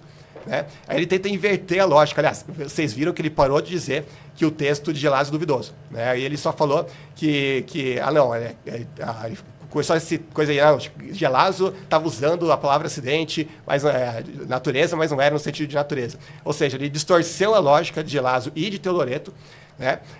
Mas não diz mais que, pelo menos, não diz mais que o texto é duvidoso. Só que o problema é aquela coisa que eu falei, além do fato de todo o contexto, inclusive eu li citações de Teodoreto aqui, que ele não comentou, que deixam muito mais claro ainda, mais claro do que isso é impossível, né? Que está falando, por exemplo, assim como os artistas imitam a natureza. Será que é isso? Ele ia falar da Eucaristia dessa forma. Né? Eu citei até mesmo padres católicos com PhD e também que comentaram esse texto aqui, e com imprimatur e tudo, e na opinião completamente oposta dele. Inclusive, vou citar, por exemplo, o Eduardo Kilmart, mais uma vez. Ele tem um livro inteiro sobre a Eucaristia, onde ele vai desmontar completamente tudo aquilo que os católicos argumentam. Ele vai dizer, por exemplo, que Agostinho não acreditava em transubstanciação nenhuma, vai falar que os pais da igreja, que não eram lá de Antioquia pós-século III, eles acreditavam, nenhum deles acreditava em transubstanciação nenhuma.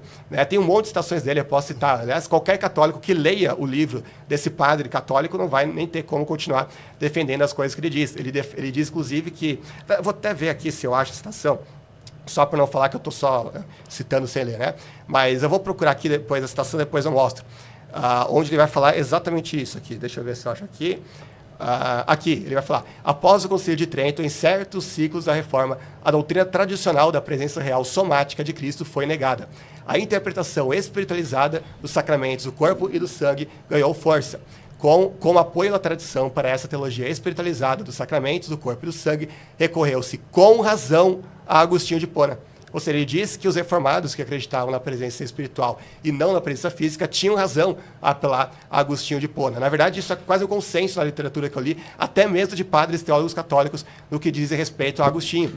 E tem, cara, eu separei aqui umas 500 citações patrísticas. Aqui eu, infelizmente, não tenho tempo para ficar lendo cada uma delas, mas eu citei, inclusive, Agostinho no começo do debate e não comentou aquela passagem. Né? Bom, o Kilmart, por exemplo, ele comenta sobre Teodoreto.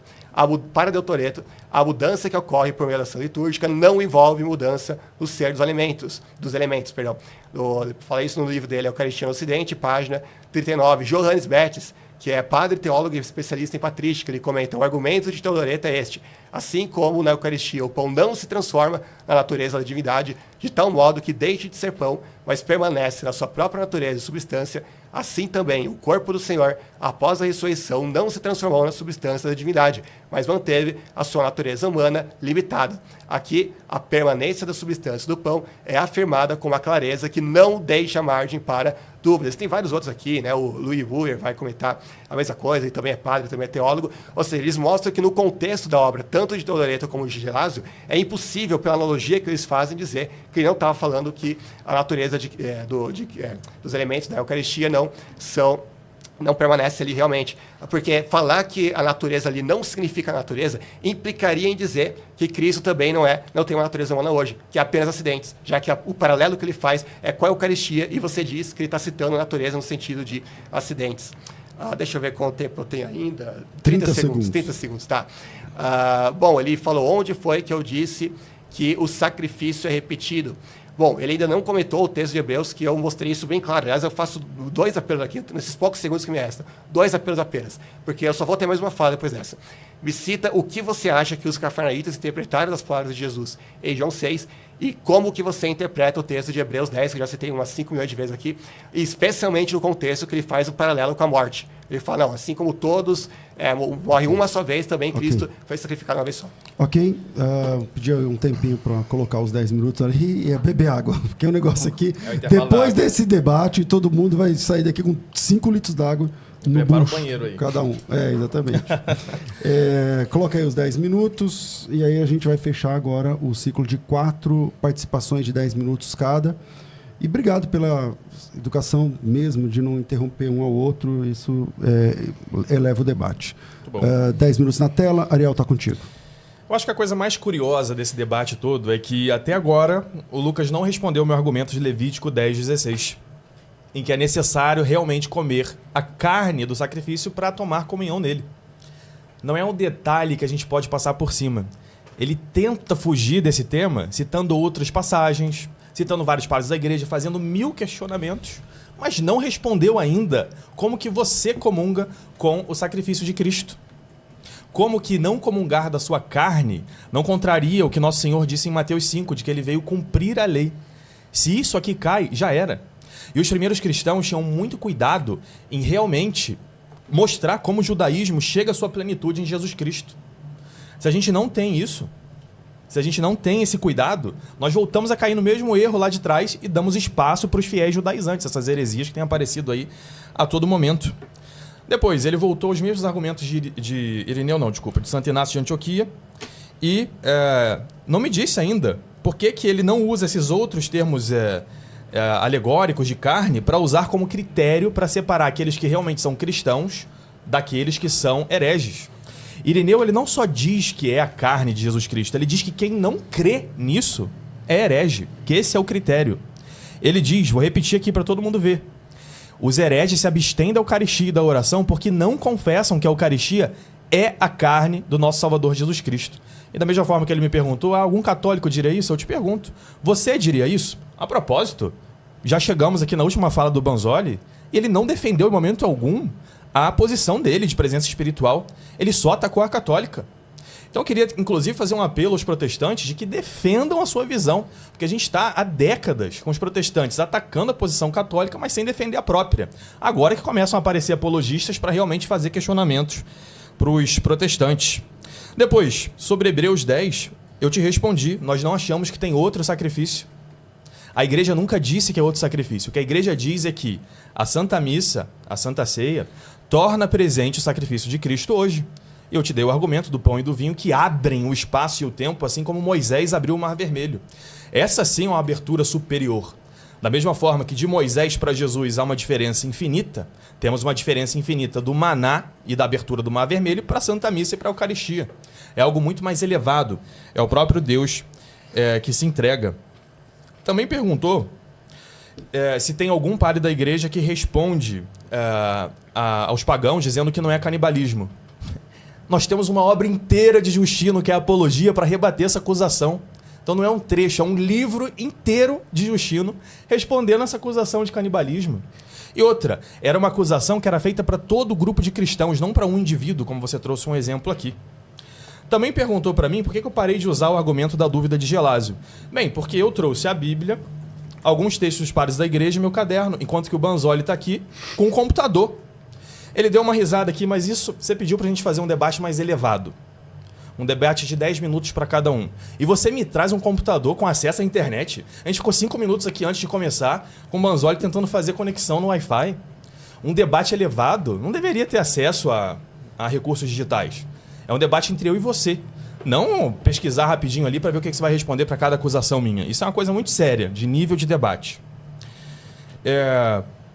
Sobre outra coisa que eu queria trazer é Agostinho, que ele citou no início. Ele disse, como você responde as coisas de Agostinho? Pois bem, vamos voltar para Santo Agostinho e trazer algumas falas dele. E a fala mais forte de Agostinho, ele diz no comentário ao Salmo 98. Inclusive, eu queria que os protestantes gostam, né, no geral, assim, alguns protestantes, de Santo Agostinho. Eu queria recomendar que vocês lessem os comentários aos Salmos de Santo Agostinho, que é um alimento para a nossa vida espiritual e que traz muitos argumentos católicos. Olha só o que ele diz no comentário ao Salmo 98. Ninguém come essa carne sem antes tê-la adorado, falando da Eucaristia. Pecaríamos se não adorássemos. Então Agostinho diz que a gente tem que adorar a Eucaristia, adorar aquele pão. Não pode ser pão, tem que ser o corpo de Cristo, porque Agostinho não era idólatra. Ele queria que a gente adorasse a Eucaristia. Outra fala de Agostinho é no comentário ao Salmo 33. Ele diz aqui: Cristo foi carregado em suas próprias mãos quando disse, este é o meu corpo. Isso é até algo curioso, né? Que Agostinho ele fala isso quando ele está comentando dentro do Salmo 33, ele faz uma referência a 1 Samuel 21, quando Davi se finge de louco. E na versão que Agostinho tinha, está escrito lá que Davi se segurava com as próprias mãos. Então, enfim, uma forma de tradução ou outro manuscrito que a gente não tem. Ele diz, isso é uma profecia do que aconteceria na última ceia, em que Jesus ele pega o pão na sua mão e agora ele está carregando a si mesmo, depois que ele diz, isto é o meu corpo. Outras citações de Agostinho, no seu sermão 227, ele diz, este pão que vedes no altar é o corpo de Cristo. E na cidade de Deus, Cristo é tanto sacerdote quanto a própria vítima.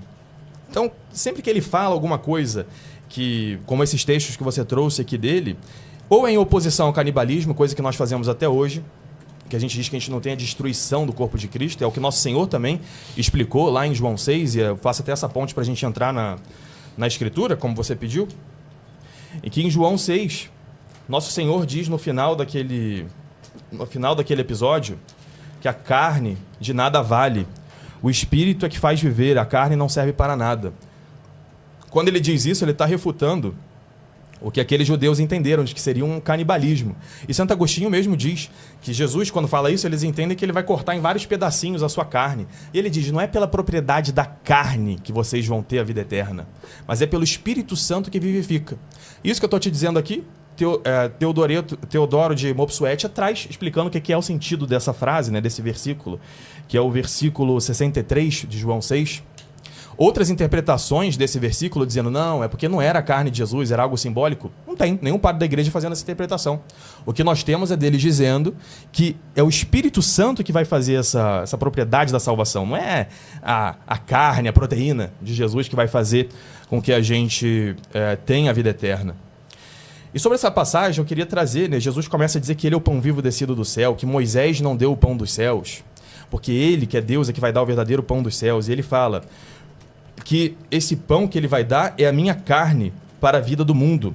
E eles ficam bem escandalizados, né? E ele vai dizendo, eu sou o pão vivo descido do céu, quem comer deste pão viverá eternamente, o pão que eu darei é a minha carne para a vida do mundo.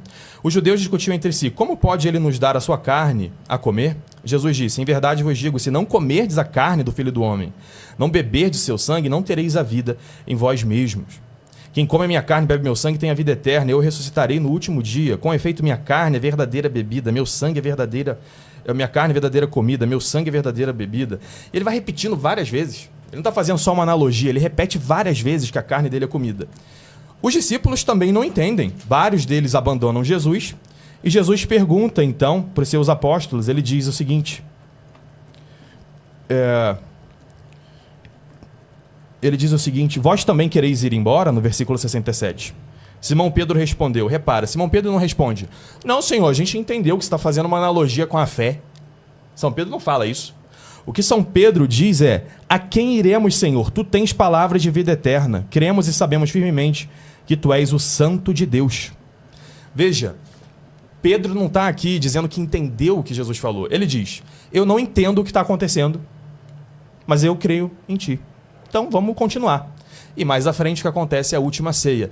E só depois os apóstolos vão entender que isso aqui é Eucaristia.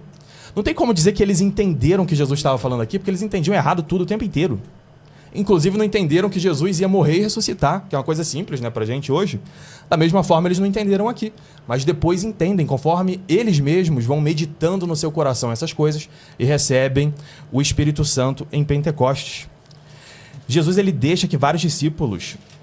vai embora quando ele fala isso. E repara, tem outras passagens em que as pessoas entendem errado o que Jesus diz e ele corrige. Por exemplo, no diálogo com Nicodemos, em João 3. O que nosso Senhor diz ele vem aqui E diz, como pode, versículo 4 de João 3, Nicodemos perguntou, como pode alguém nascer se já é velho, entrará uma segunda vez no ventre da sua mãe para nascer? E nosso Senhor responde explicando, em verdade te digo, se alguém não nascer da água e do Espírito, não poderá entrar no reino de Deus. Quem nasceu da carne é carne, quem nasceu do Espírito é Espírito. Inclusive, esse nascer da água é o sacramento do batismo. Então você pergunta, por que o sacramento do batismo e os outros sacramentos são simbólicos e o da Eucaristia não? Porque Jesus falou. Aqui ele acabou de mostrar que o sacramento do batismo é simbólico, e ele nunca disse que a água é ele, ou que a água é o Espírito Santo. E no da Eucaristia ele repete reiteradamente que aquele pão é o corpo de Cristo. Da mesma forma, a samaritana, ele não responde diretamente, como fez com Nicodemos, que entendia de teologia, mas ele vai brincando com ela e saindo do literal para o espiritual. É o contrário de João 6. João 6 começa espiritual e termina físico. Por isso, o pão que Jesus nos dá na Eucaristia é o seu corpo. Eu queria que você defendesse a sua posição, em vez de só atacar também. Ok. Agora a gente vai mudar aqui para 5 minutos, não é? 5 minutos. E nós teremos, então, 2 participações de 5 minutos, uma para cada, para vocês aqui. Agora, nós estamos aqui diante de 2 apologistas de um bom nível, que eu pelo menos considero assim. E sei que depois cada um deles vai fazer vários reacts, várias produções e não sei o que e tal. Então sigam lá os canais. Ariel, qual que é o teu canal? Por onde a pessoa te Ariel acha? Lazari, @ArielLazari, no YouTube e no Instagram. No Instagram, vídeos mais curtinhos, né? Reacts ali. No YouTube, vídeos mais robustos. Legal. E o seu, Lucas? Só digitar Lucas Banzoli, você encontra o meu canal, e no Instagram, @LucasApologética. Lucas Apologética no Instagram e no YouTube, Lucas Banzoli, tá certo? Hoje os sobrenomes italianos estão em alta aqui no nosso debate. Lazari, Banzoli, são tudo italiano. O pessoal que gosta de falar alto e comer massas. Vamos lá. Volta aqui para o Banzoli e eu vou falar por mim, tá? Por mim, eu acho que esse modelo que vocês decidiram não foi tão... Porque, assim, é muito tempo, 10 minutos, e podia ser menos tempos e mais vezes, na minha opinião. E esse final aqui podia ser, por exemplo, 5 minutos cada um e depois ter 10 minutos de bate-papo entre vocês. Mas eu vou inclusive, eu fiz essa proposta. É um debate maior. Vou respeitar entre vocês. Se vocês toparem, depois de 5 minutos, a gente pode abrir... João 6 com ele. A gente podia abrir aqui, tipo, 10 minutos entre vocês de conversa livre. Mas vamos lá. Por enquanto, sem interrupção, volto aqui com o... Eu até fui acusado pelos católicos de ter sido parcial da última vez. Eu nunca consegui ser 100% imparcial. Acho que não tem uma pessoa que é 100% imparcial. Normal, entendeu? Mas eu acho que aqui eu tô bem comportadinho. E eu fiz aqui uma provocação em off, vou falar aqui ao vivo, que os católicos falam bastante, mas eu não vejo canais católicos de relevância fazendo o que eu estou fazendo aqui hoje. Então fica a dica aí, uma cutucadinha de boa aqui para que os apologistas católicos também promovam esse tipo de debate, que eu acho interessante, para que o pessoal, por exemplo, hoje tem muita gente que a maior parte dos meus seguidores é evangélico, que está ouvindo aqui a ideia do Ariel. Muito legal. Assim como, se você fizer isso não você exatamente, mas algum católico fazer isso no seu canal, também eu acho que de bom tom, e se quiser, põe meu nome aí, eu também posso ir lá contribuir. Agora sim, voltando aqui, 5 minutos na tela e, olha, bebe água aí. Bom, 5 minutos, eu não sei se você vai precisar beber água, mas tá aí, se prepara para os seus 5 minutos. Bora lá. Tá com você. Eu lamento que o nível do debate estava tão elevado, né? Até ele baixar o nível falando no notebook. Eu confesso que eu já sabia que ele fosse dizer isso, porque quando ele sentisse que está sendo destruído nos argumentos, ele ia apelar desse jeito, né? Já era bastante previsível, na verdade, né? Deve estar bastante desesperado mesmo. E é lamentável mesmo que queira lacrar para fazer cortezinho no Instagram, ao invés de continuar mantendo um nível alto do debate, né? Inclusive, ele trouxe um monte de folhinha ali, né? Vocês não estão vendo, claro, mas você poderia até mostrar para o público as folhinhas que você está trazendo, né? E lendo o tempo todo. Sendo que eu fui na Bíblia Online uma única vez aqui, né? Eu só abri a internet para ver um texto que ele citou, até porque quase não citou nada de Bíblia mesmo, né? Então, nem precisei checar mais nada além disso, e o resto estou só com o meu esboço e com aquilo que eu estou comentando, né? Então, realmente é impressionante. Agora, vamos considerar como se realmente, não, vamos supor que realmente o notebook está fazendo toda a diferença no debate e é só por isso que o Ariel está passando vergonha aqui.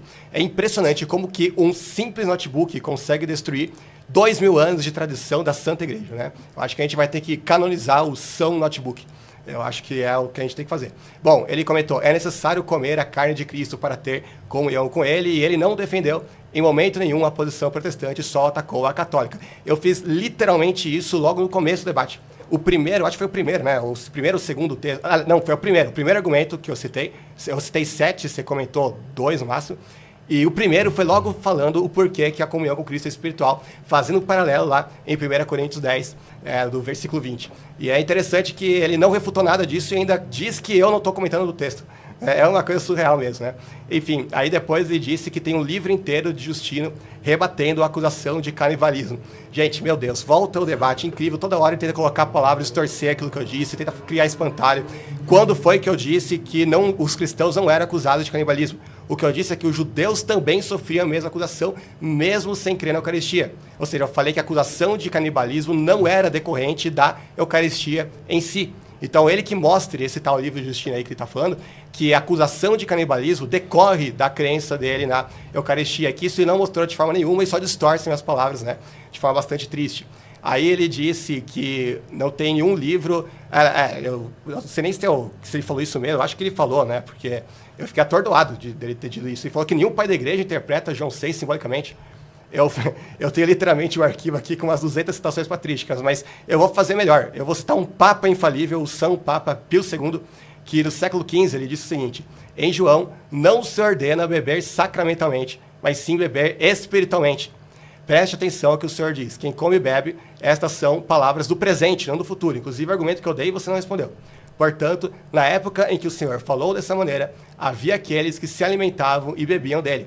O Senhor ainda não havia aparecido, nem o sacramento havia sido instituído. Como então eles comiam e bebiam de Cristo, senão espiritualmente, pela fé e pelo amor, crendo nele e praticando suas obras? Pois o discurso do Senhor era figurativo, assim como ele disse à mulher samaritana. Ele disse isso lá na carta 130 contra os boêmios, né? E o contexto é mais interessante ainda, porque ele estava dizendo isso justamente porque os católicos estavam sendo acusados de uma coisa que você até agora não defendeu nesse debate, que é o fato deles não comungarem com as duas espécies, comungarem só com o pão.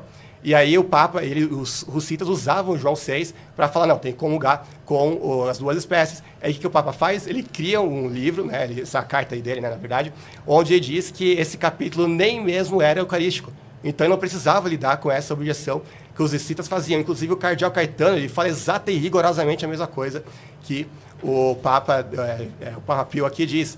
Né? Então é curioso, é muito curioso isso, né? Deixa eu ver o que mais. Ele falou do isto é o meu corpo, né? Já tinha explicado isso, mas vamos lá para João 16, 25. Olha que interessante, ele vai dizer o seguinte: embora eu tenha falado por meio de figuras, é Jesus falando isso, vem a hora em que não usarei mais esse tipo de linguagem, mas falarei abertamente a respeito do meu Pai. Mas espera aí, eles não dizem que Jesus não podia estar falando por meio de figuras na última ceia? Ele está aqui explicitamente falando que ele diz por meio de figuras. Aí depois, lá no verso 29, vai dizer o seguinte: isso já é depois da ceia, né? Então os discípulos de Jesus disseram: agora estás falando claramente, e não por figuras. Ou seja, eles reconhecem que até então ele estava falando por meio de figuras.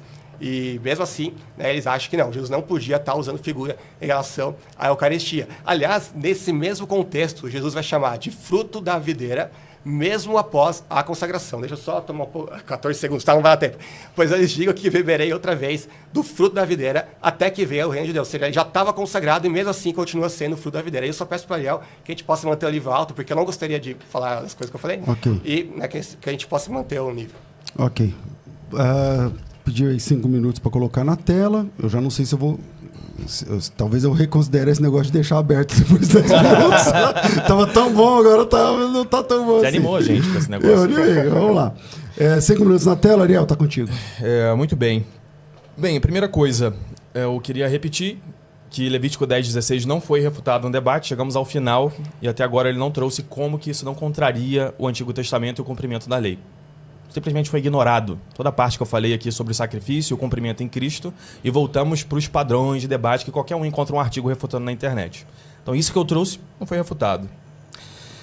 Depois, olha, você há 10 anos fala sobre o catolicismo. E você ainda não entendeu o que é infalibilidade papal? Assim, qualquer frase do Papa é infalível. Esse argumento que você deu sobre esse Papa é como se eu pegasse a fala do Papa Francisco lá naquela reunião lá que tinha muçulmanos, budistas, e ele fala que todas as religiões levam a Deus. Naquele contexto ali, cheio de gente em volta, sei lá o que e tal, enfim. Alguém poderia pegar isso no futuro e dizer, olha aí, a Igreja Católica está dizendo então que todas as religiões vão a Deus. E essa não é a doutrina católica. No contexto que ele estava ali, por um erro, inclusive, ele fala aquilo, mas o Papa não é infalível o tempo inteiro. É quando ele diz ex-cátedra e quando ele fala em um concílio junto com todos os bispos. Mas ele não é uma pessoa infalível. O próprio São Pedro, em Mateus 16, 18, que é quando ele recebe o papado. Ele é a pedra sobre a qual está a igreja. Naquele contexto, ele mesmo depois tenta dissuadir Jesus de sofrer a paixão. E ele é chamado de demônio. Pois da mesma forma, os papas também podem ir para o inferno, na sua vida moral, e em declarações que eles dão por aí. A gente não sabe o que passa na cabeça dele. Como diz 1 Coríntios 4, o dia do juízo vai trazer tudo a claro e a gente vai saber o que passa no coração de cada um. Mas os papas podem errar. Ou então, o grande teólogo aqui católico escreveu isso, padre católico escreveu isso. Você que estuda o catolicismo há tanto tempo, e tinha, não sei se tem ainda, mas tinha Heresias Católicas, né, o nome do site, não entendeu ainda o que aconteceu com a igreja no século XX? Não entendeu ainda que a igreja, quando eu venho debater aqui, eu estou trazendo a posição da igreja e eu posso ter coisas minhas que não são da igreja? E que isso aconteceu fortemente no século XX? Então, assim, não sei se abaixar o nível do debate e dizer que você está trazendo um computador. Isso é uma constatação que todo mundo merece ouvir. E sobre o papelzinho que você falou que eu trouxe, está aqui, minhas 5 páginas de citações de padres da igreja que você traz no seu blog. Está aqui. Eu não tenho acesso a nada fora do que a gente tem aqui. Depois, vários textos que você traz também, tanto nos seus blogs como aqui, falando sobre, o Papa disse que é tal coisa, nesse contexto está dizendo tal coisa. Existe um modo de interpretação católico da Escritura, que são os sentidos da Escritura, que é o sentido literal, o que realmente está sendo dito ali concretamente, e o sentido espiritual, porque a palavra de Deus é mais penetrante que uma espada de 2 gumes. Então ela não tem só aquele sentido literal. Tem outros sentidos também, sentidos espirituais, sentido do que se está se referindo a Cristo, sentidos morais para nós, sentidos anagógicos de como vai ser a realidade futura. Isso também é doutrina católica. Você, como conhecedor da Igreja Católica, né, como um apologeta que se dedica a atacar a Igreja e pede que os outros parem de atacar testemunhas de Jeová e tudo mais para atacar adventistas, para atacar a Igreja, para se unir, você que faz isso deveria conhecer o método de interpretação da Igreja, que foi unânime até mais ou menos o século XVII, XVIII, que aí é que aparece aquele negócio de texto descritivo, dogmático e normativo dentro dos protestantes. Mas a interpretação dos padres da igreja sempre é assim, tem um sentido literal e um sentido mais espiritual, que é até o que o nosso Senhor traz também. Quando ele fala, por exemplo, dos pães que Davi comeu, então isso tem um argumento moral para ele. Quando Jonas ficou no ventre da baleia, não é que Jonas não ficou, mas é que também tem um significado espiritual. Eu queria saber se a gente vai ter o tempo livre ou se vai acabar, porque aí eu já mudo aqui o... Se vocês toparem, podemos ter. Se vocês toparem, tá. Ok.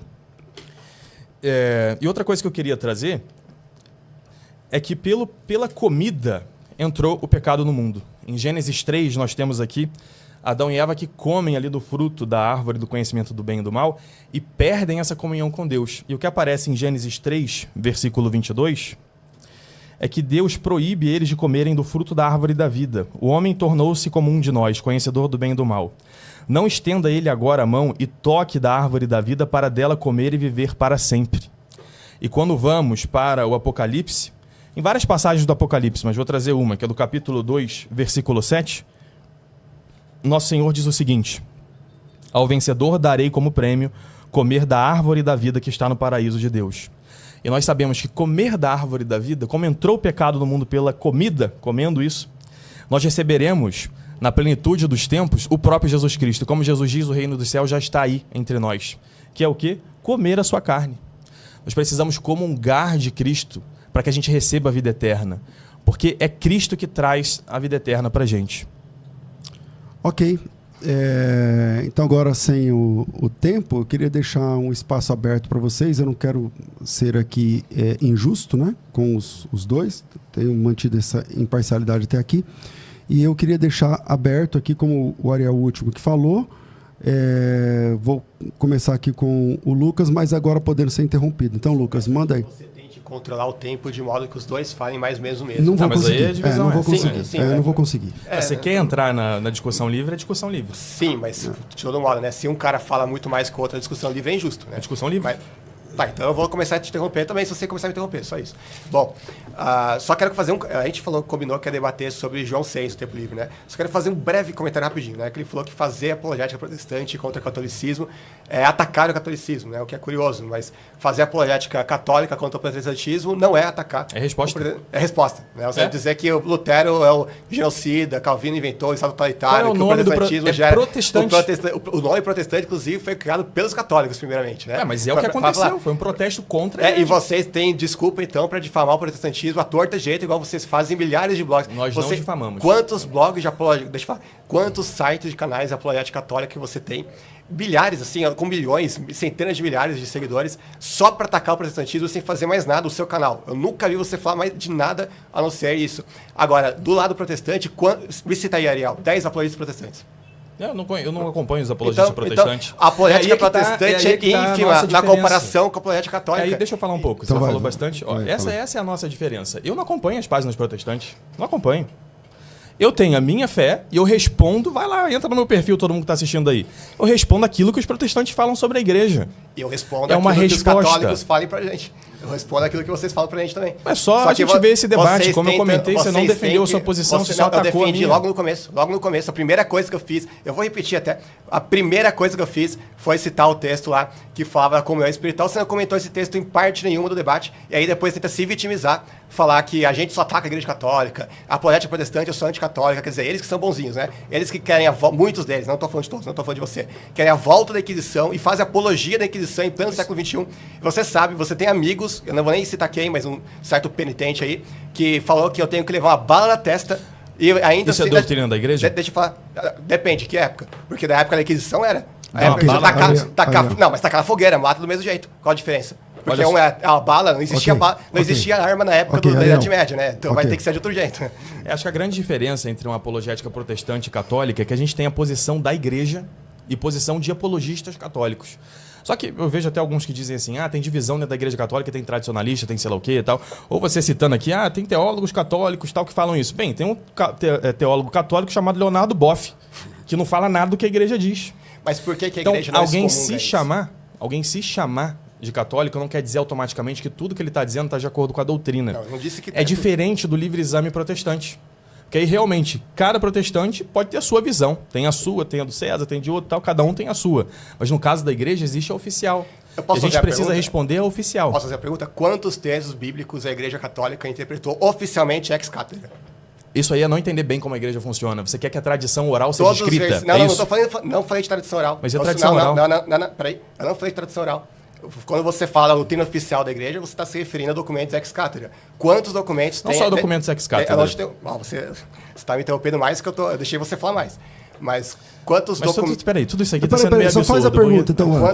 Quantos documentos ex cátedra tem, interpretando quantos versículos bíblicos? Já que você fala que tem que seguir a interpretação oficial da igreja, a interpretação que você deu para os versículos é a interpretação oficial. Todos eles.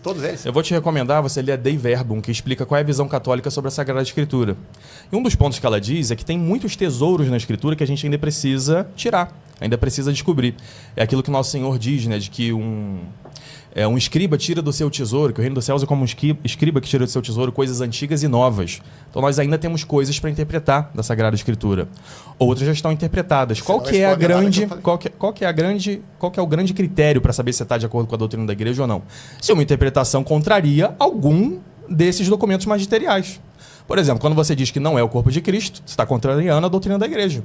Então não pode ser aquilo que a igreja sempre interpretou. Você não vai achar mapeado toda a interpretação da Bíblia escrita, porque é uma tradição viva. A tradição oral da igreja ela se dá na oração dos santos, se dá no censo dos fiéis, se dá nos escritos dos padres, mas nem todos eles são inspirados. Ou melhor, nem todos eles concordam com o que a igreja diz. O que a gente precisa é desse discernimento se as interpretações da Escritura e os escritos que foram feitos ao longo dos séculos casam com aquilo que a igreja ensina. Certo. Eu deixei ele falar uns 3 minutos a fio, então pelo amor de Deus não... Nós não estamos marcando, fica em paz. Sim, mas se eu só eu sou interrompido e só você fala, aí vai ficar injusto, né? É exatamente aquilo que eu tinha te falado antes. Mas enfim, vamos lá. Não foi o que eu perguntei. Eu não perguntei o que é infalível e o que não é. Eu perguntei quantos versículos bíblicos a Igreja Católica interpretou oficialmente. Você não respondeu. Eu vou responder então. O Dave Armstrong, que é o talvez maior apologista católico americano, ele diz que tem 3 versículos bíblicos interpretados oficialmente pela Igreja. Ou seja, todos os versículos que você traz aqui não é a interpretação oficial da Igreja. É a interpretação pessoal sua. Onde elas contrariam o que a Igreja diz? Não tem a ver com eu contradizer ou não contradizer. Ué, mas tem a ver com não ser uma interpretação oficial. Aquilo que você falou no debate do Gesta, por exemplo, do São Saul lá, é uma coisa que não tem na doutrina católica em lugar nenhum. Isso aí é literalmente você fazendo livre exame da doutrina. Não, isso tem na Bíblia, inclusive, Nosso Senhor Jesus Cristo fazendo isso. E a Bíblia é a interpretação de quem? É a interpretação sua. Vamos lá, eu acho você que... Você está fazendo interpretação também. Eu acho assim, nesse debate, que foi muito bom, até poucos minutos atrás, o Banzoli fez uma pergunta que, a meu sentir, o Ariel não respondeu, pode responder agora, sim, eu vou trazer a pergunta, tá. E o Ariel fez uma pergunta que, a meu sentir, o Lucas não respondeu, pelo menos a um contento. Então, eu gostaria, para a gente encerrar, dando essa chance. E eu gostaria de mais água também.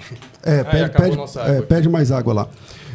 O Banzoli apresentou o texto de Hebreus, ele até falou que era o capítulo 10, mas eu corrigi que era o capítulo 9, falando o seguinte, versículo 26. Nesse caso seria necessário que tivesse sofrido muitas vezes desde a fundação do mundo. Agora, porém, aos cumprirem os tempos, se manifestou uma vez por todas, uma vez para sempre, para aniquilar pelo sacrifício de si mesmo o pecado. Assim como aos homens está ordenado morrer uma só vez, vindo depois disso juízo, assim também Cristo, tendo se oferecido uma vez para sempre para tirar os pecados de muitos, aparecerá a segunda vez sem pecado aos que aguardam a salvação. Não precisa falar que o capítulo 9 da carta aos Hebreus é uma defesa de que no Antigo Testamento as coisas, os sacrifícios se repetiam, o sacerdote fazia o tempo todo, as oblações, tal, e vem Cristo e transforma aquilo que era repetitivo numa temática de uma vez. Então, se você pegar o texto de capítulo 9 de Hebreus, e eu vou fazer a mesma coisa com o Banzoli depois, você vai ter ali uma teologia a teologia de uma única vez, né, em contrapartida de que está ali sempre repetitivo. Essa foi uma pergunta que eu entendi ser muito bem feita pelo Banzoli, que eu não entendo ter sido bem respondida pelo Ariel. E, finalizando aqui essa pergunta para te deixar responder no tempo que você precisar, o católico, a meu sentir, se eu estiver errado, por favor, agora é a sua vez de corrigir, considera o padre sacerdote justamente porque na Eucaristia ele elabora, não sei se a palavra melhor ali, um tipo de sacrifício. Então, se ele faz um sacrifício, por isso ele é sacerdote, logo vai contra esse texto que o Banzoli apresenta. Então, qual seria a resposta desse texto? Depois eu vou fazer a sua pergunta lá de Levítico para ele. A resposta é que a gente não faz um outro sacrifício, que a gente faz uma repetição sacramental. Por quê? Como eu trouxe Levítico 10:16, nós precisamos comer da carne de Cristo. Qual é a solução que Cristo faz, então, para que todos possam participar do seu único sacrifício? Ele, na sua pessoa, como ele diz em Lucas 10:16, quem vos ouve é mim que ouve, quem vos rejeita é mim que rejeita, ele dá um poder para os apóstolos de trazer todos os fiéis de todos os tempos para o sacrifício de Cristo, para comer a sua carne através da Eucaristia. Inclusive é o cerne do meu argumento.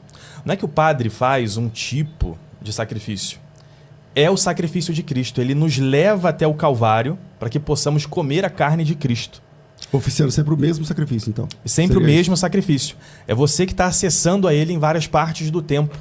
Porque nós vivemos o tempo inteiro unidos a Cristo na cruz, né? Esse é o nosso sinal, pregamos Cristo crucificado. Então o que a gente faz não é outros sacrifícios, mas é uma janela no espaço e no tempo onde nós nos unimos a Cristo.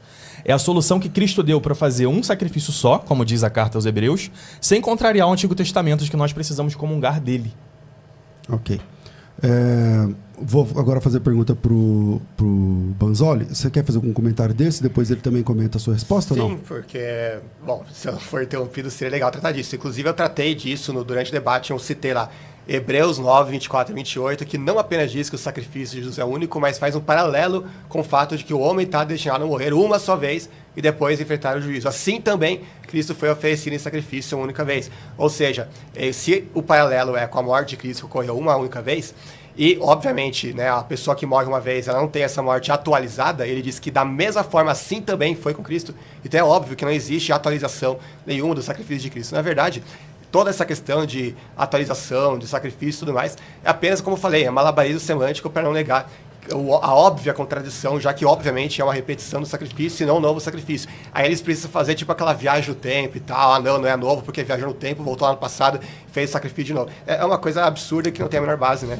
Ok, agora eu vou fazer a pergunta que eu achei muito arguta da parte do Ariel para você, e eu acho que não foi bem respondida no debate. Ele tratou o texto de Levítico, ele fez um caminho desde o capítulo 1 de Levítico, mostrando os tipos de sacrifício. Ele usou primeiro lá o holocausto, que vem da palavra olá, eu manjo de hebraico ele também. A palavra olá significa subir em hebraico, né? Então a ideia de que o sacrifício é queimado e a fumaça sobe até Deus. E depois ele falou outros tipos de sacrifícios e terminou com a pergunta que eu entendi arguta no final da sua fala. Ele leu aqui Hebreus 10, versículo 16, eu vou ler aqui um pouquinho do texto. 16. Moisés diligentemente buscou o bode da oferta pelo pecado, e eis que já era queimado. Portanto, indignando-se grandemente contra Eleazar e Itamar, os filhos de Arão, ficaram... me perdi. Indignando-se grandemente contra Eleazar e contra Itamar, os filhos de Arão ficaram, disse: por que não comestes a oferta pelo pecado no lugar santo? Pois coisa santíssima é, e o Senhor a deu a vós outros para levardes a iniquidade da congregação, para fazerdes a expiação por eles diante do Senhor. Eis que desta oferta não foi trazido o seu sangue para dentro do santuário, certamente devias tê-la comido no santuário como tinha ordenado. E aí na sequência o Arão responde, tal. Então ele usa esse texto dizendo assim: o sacrifício, que é Cristo, precisa ser comido. Como que a teologia protestante responde a essa ideia de que o sacrifício realmente precisa ser comido, porque o texto é claro? O problema é que parte da pressuposição de que esse comer tem que ser comer fisicamente, porque ele parte da pressuposição de que aquilo que na lei está dizendo de um modo, quando você passa da lei que assombra para a realidade, que é a nova aliança, você tem que fazer exatamente da forma que estava lá. Aí eu fiz, por exemplo, paralelo com a circuncisão. Na circuncisão, você só tinha meninos, né, que se circuncidavam e tinha que ser no 8º dia. É uma regra bem fixa. Paulo vai dizer que a circuncisão ela é substituída, por assim dizer, em relação ao batismo. Agora, no batismo, você batiza meninas também? Batiza. Tem que ser ao 8º dia especificamente? Não.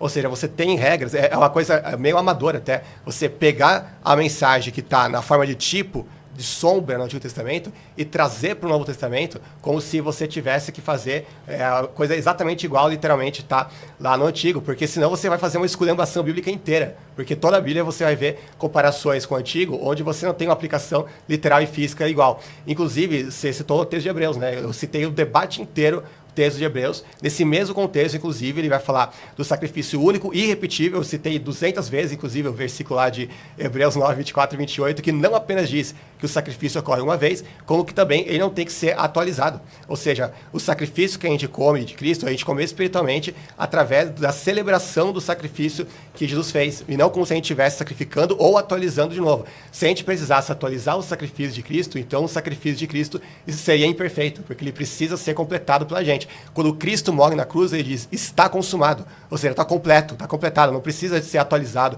continuado, para dar eficácia para esse sacrifício. Ok, seu comentário, Ariel. Você comentou que a circuncisão, né, no Novo Testamento, ela é o batismo. Nós concordamos com isso, é por isso que nós batizamos as crianças a propósito. Porque realmente, como tinha uma entrada na lei assim que nascia, assim foi feito com Isaac, assim foi feito com Ismael, né? Cada um na idade que estava, assim que tinha essa ordem, eles cumpriam. Assim, nós batizamos as crianças também. E as meninas nós batizamos porque no Antigo Testamento, a salvação, que na verdade era ter uma posteridade, ter bens materiais, enfim, vinha pelo pai. Se o pai fazia alguma coisa que trazia vergonha para a família, toda a família sofria as consequências daquilo ali. Já no Novo Testamento, como Nosso Senhor diz, 2 estarão numa mesma cama, um será levado, outro será deixado. Então agora passa a ser pessoal de cada um, por isso eles são batizados. Dizer que é uma coisa risível falar que o Antigo Testamento tem que se completar no Novo, contraria o que os apóstolos fizeram. Porque Mateus, por exemplo, se preocupa muito em começar o seu evangelho com a genealogia de Cristo, para mostrar que ele é o filho de Davi. E todos os debates do 1º e do 2º século com os judeus era justamente para mostrar que nós não somos uma coisa nova, mas completar aquilo que aconteceu em Israel. Quem pensava que tinha uma separação radical entre o Antigo e o Novo Testamento eram os hereges marcionistas, que foram combatidos, e acho que todos nós concordamos que o Antigo Testamento se completa no Novo. Como Moisés se estressou tanto com esse detalhe, vocês têm que comer para que o pecado passe para a vítima, é algo central, sim, que precisa ser repetido na nova aliança. Os apóstolos comungam do sacrifício de Cristo na última ceia. E ele começa dizendo: queria ardentemente comer esta Páscoa convosco. E nós sabemos que a nossa Páscoa é a morte e a ressurreição de Cristo. Então ele já come a Páscoa na última ceia e nós comemos na Santa Ceia. Ok.